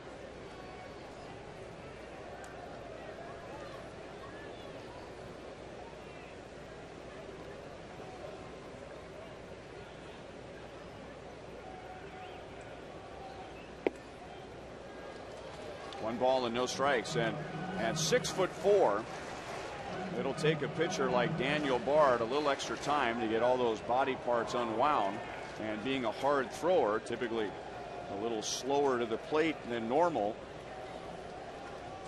And Chris Getz on that first pitch to Eric Hosmer flinched at first as if he wants to run but just didn't get the jump that he wanted, and Bard will throw over there.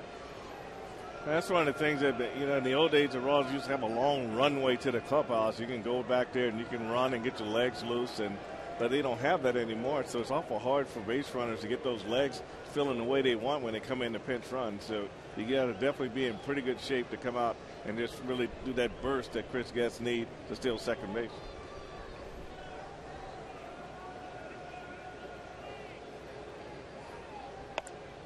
Grounded to third. Lowry down to second, and Pedroia thought about making a throw but had no play. Red Sox get 1 out and they get the lead runner. Then we take a look at this play here. Lowry really didn't give Pedroia time to get to the base, so his feet are all out of sync right there. So he's got to take that little extra time to give him a chance to get there. And then it's probably going to be a 1-out play anyway. Because I tell you what, that's some pretty good running by Chris Getz to get down there to get in the middle of that double play. And that really turned things around.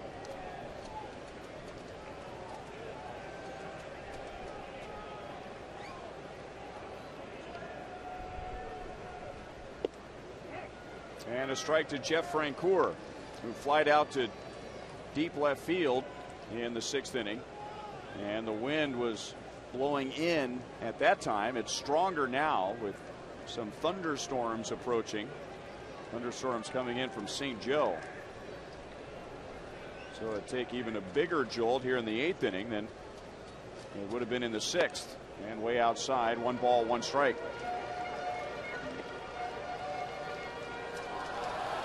Francoeur coming off a good series against the Yankees. He was 5 out of 10 with a couple of walks, 2 RBIs. He is 0 for 3 so far tonight.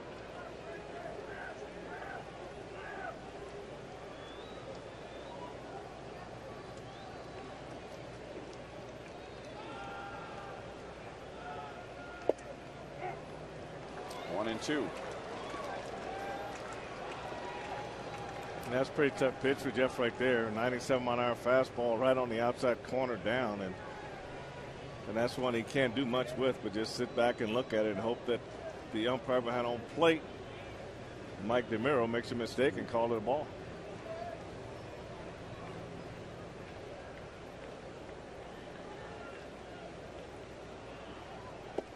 Hard slider struck him out. We go to the 9th, still, as it has been since the 5th, 4-3 Boston.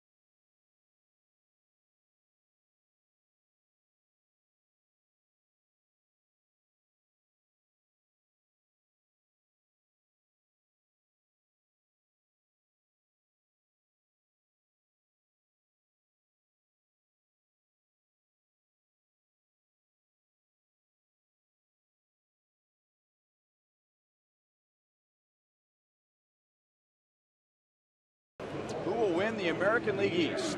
In our Sprint You Call It question for tonight.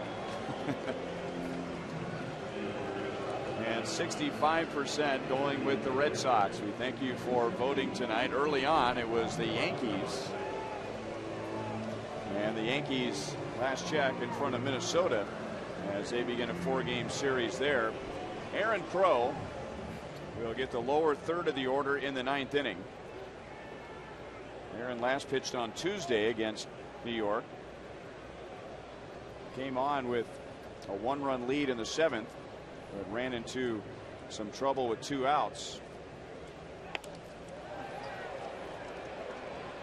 And Barnway flies out to Melky Cabrera in center field. 3rd time he's done that tonight, so in his big league debut, he is 0 for 4.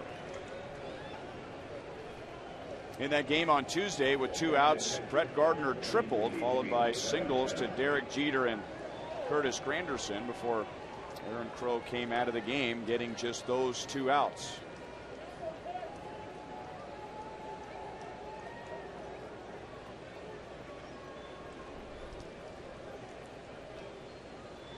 And now the captain, Jason Varitek. Royals took the first lead when Alex Gordon scored on Billy Butler's sac fly in the 1st inning, but in the 2nd inning, Varitek drove in a run with 2 outs to tie the game at 1. Boston added 2 more in the 3rd on Pedroia's 2-run single, and then Alex Gordon tied it in the bottom of the third with a 2-run home run. And right now the difference in the game is Pedroia's 2-out RBI single in the 5th.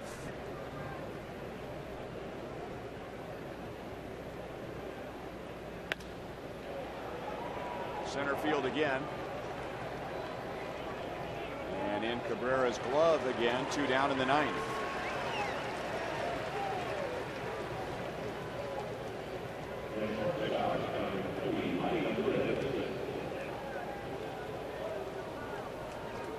And now Aaron Crow will get Mike Aviles. And in his first game against his former team, 1 out of 3.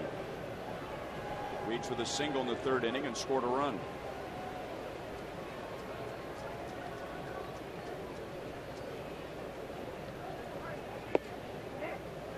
Slider in for a strike. Aviles made the club out of spring training and was with the Royals until June 9th. And that's when Mike Moustakas was called up and Aviles was sent down to AAA, and he was there for well over a month.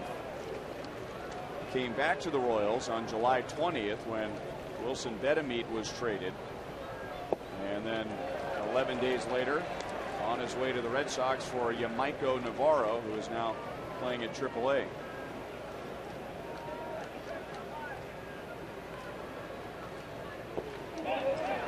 Did he go? Yes. 3-pitch strikeout will go to the bottom of the 9th.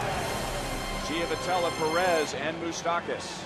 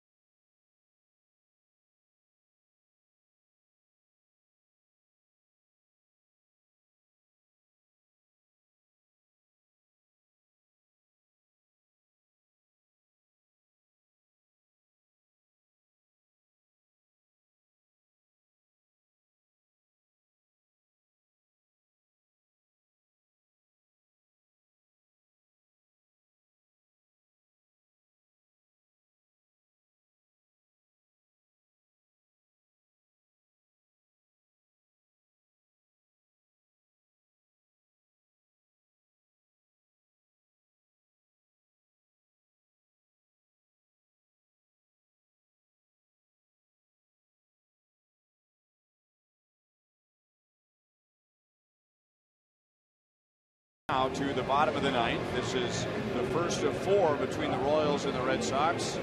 And Jonathan Papelbon, who is riding a career best 23 straight save chances converted going back to the middle of May.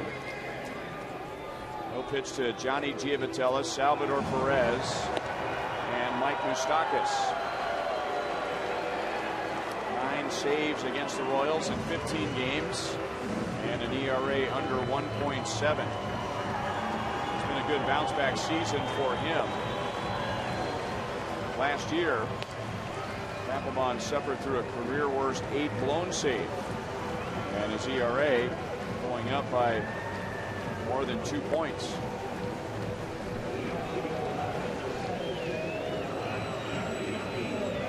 So Johnny Giavotella put an end to an 0 for 8 with a 2-out single in the 6th inning. Salvador Perez after him, and Mike Moustakas.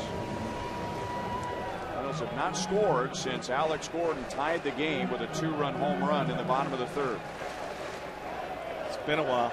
They definitely do. Papelbon is still very much a strikeout pitcher. 65 strikeouts in 50 2/3 innings. So he still comes after hitters.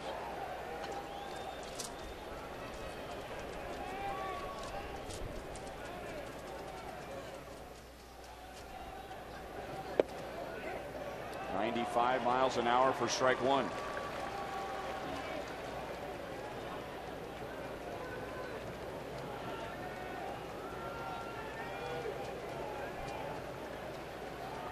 Papelbon only pitched 1 inning against the Royals in Boston last month. The 2 wins the Red Sox had were blowout wins, and then the Royals won the 2 close ones. 0-2.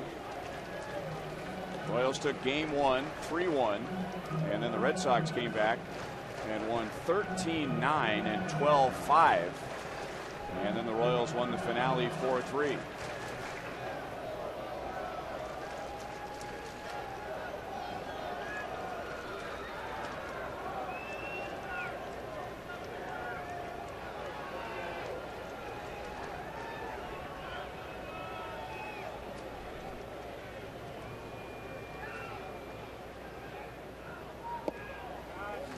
One and two.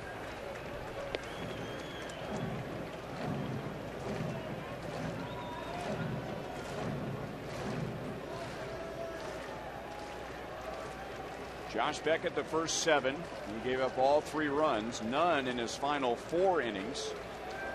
And then Daniel Bard with a scoreless 8th.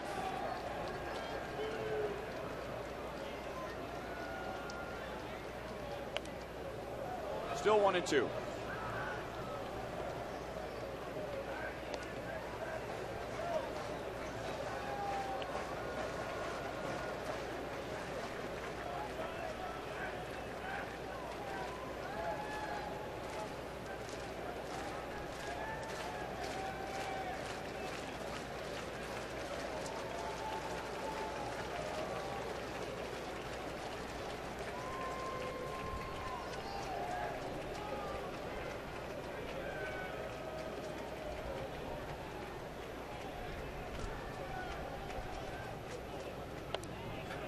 And another foul ball. And right before the foul ball, we saw our first flash of lightning with rain approaching Kansas City, coming in from the northwest. Well, the wind's picked up a little bit.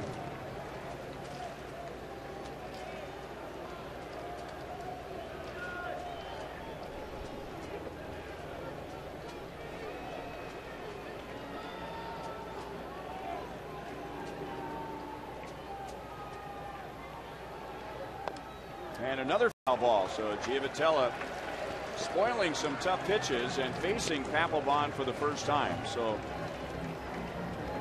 gaining knowledge every time he fouls a pitch off, getting another look at the ball coming out of Papelbon's hand.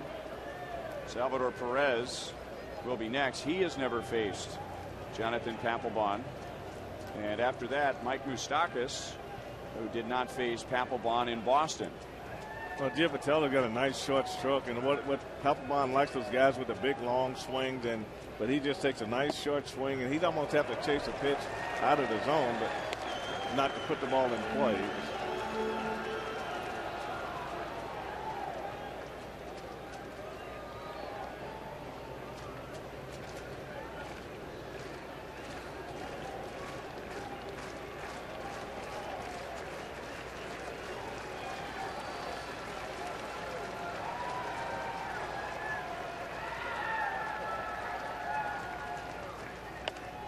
Another foul ball.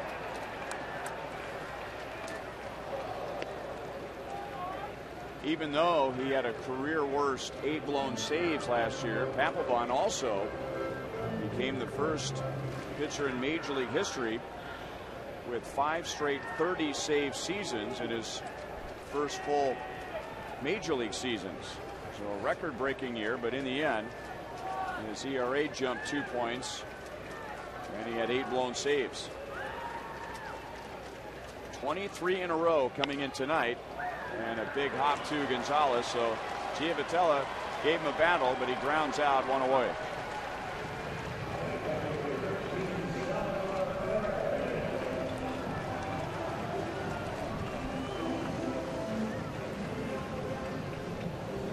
Salvador Perez 0 for 3, lined out to right in one of his at-bats.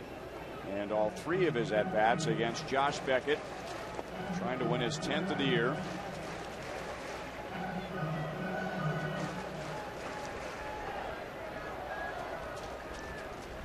Red Sox on offense have as many hits tonight as they did in a 3-game series with Tampa Bay. They just completed 3-game series, and the Rays took 2 out of 3. Meanwhile, the Yankees continue to lead in New York. They're ahead 6-4 in the ninth. Excuse me, in Minnesota, 6-4 in the ninth. 0-1.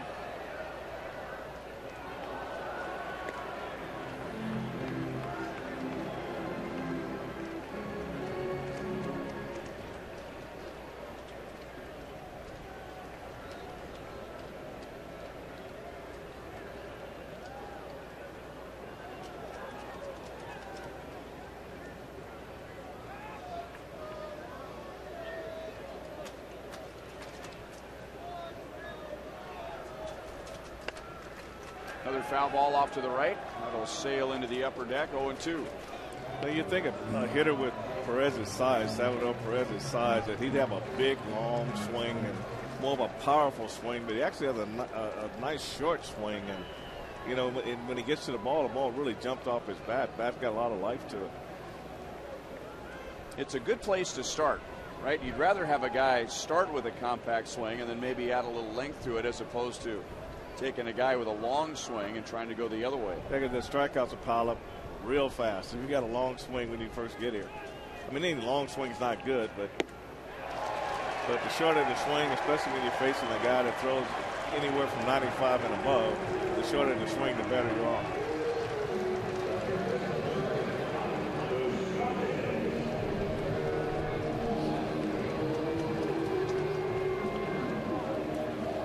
Mike Moustakas 1 out of 3. He has an infield single.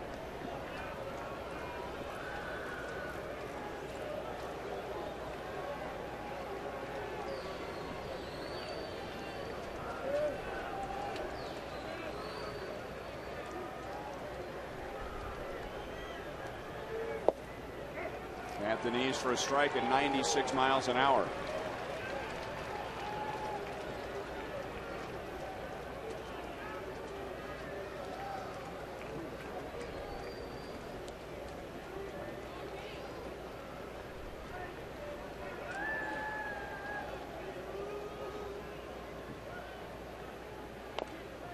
And the Royals are down to their last strike. It's interesting how many closers there are that were once something else. And I'm not talking about a starting pitcher, but originally not a pitcher at all. And Jonathan Papelbon in college was recruited to Mississippi State to play first base. The only reason he pitched was to get some more playing time.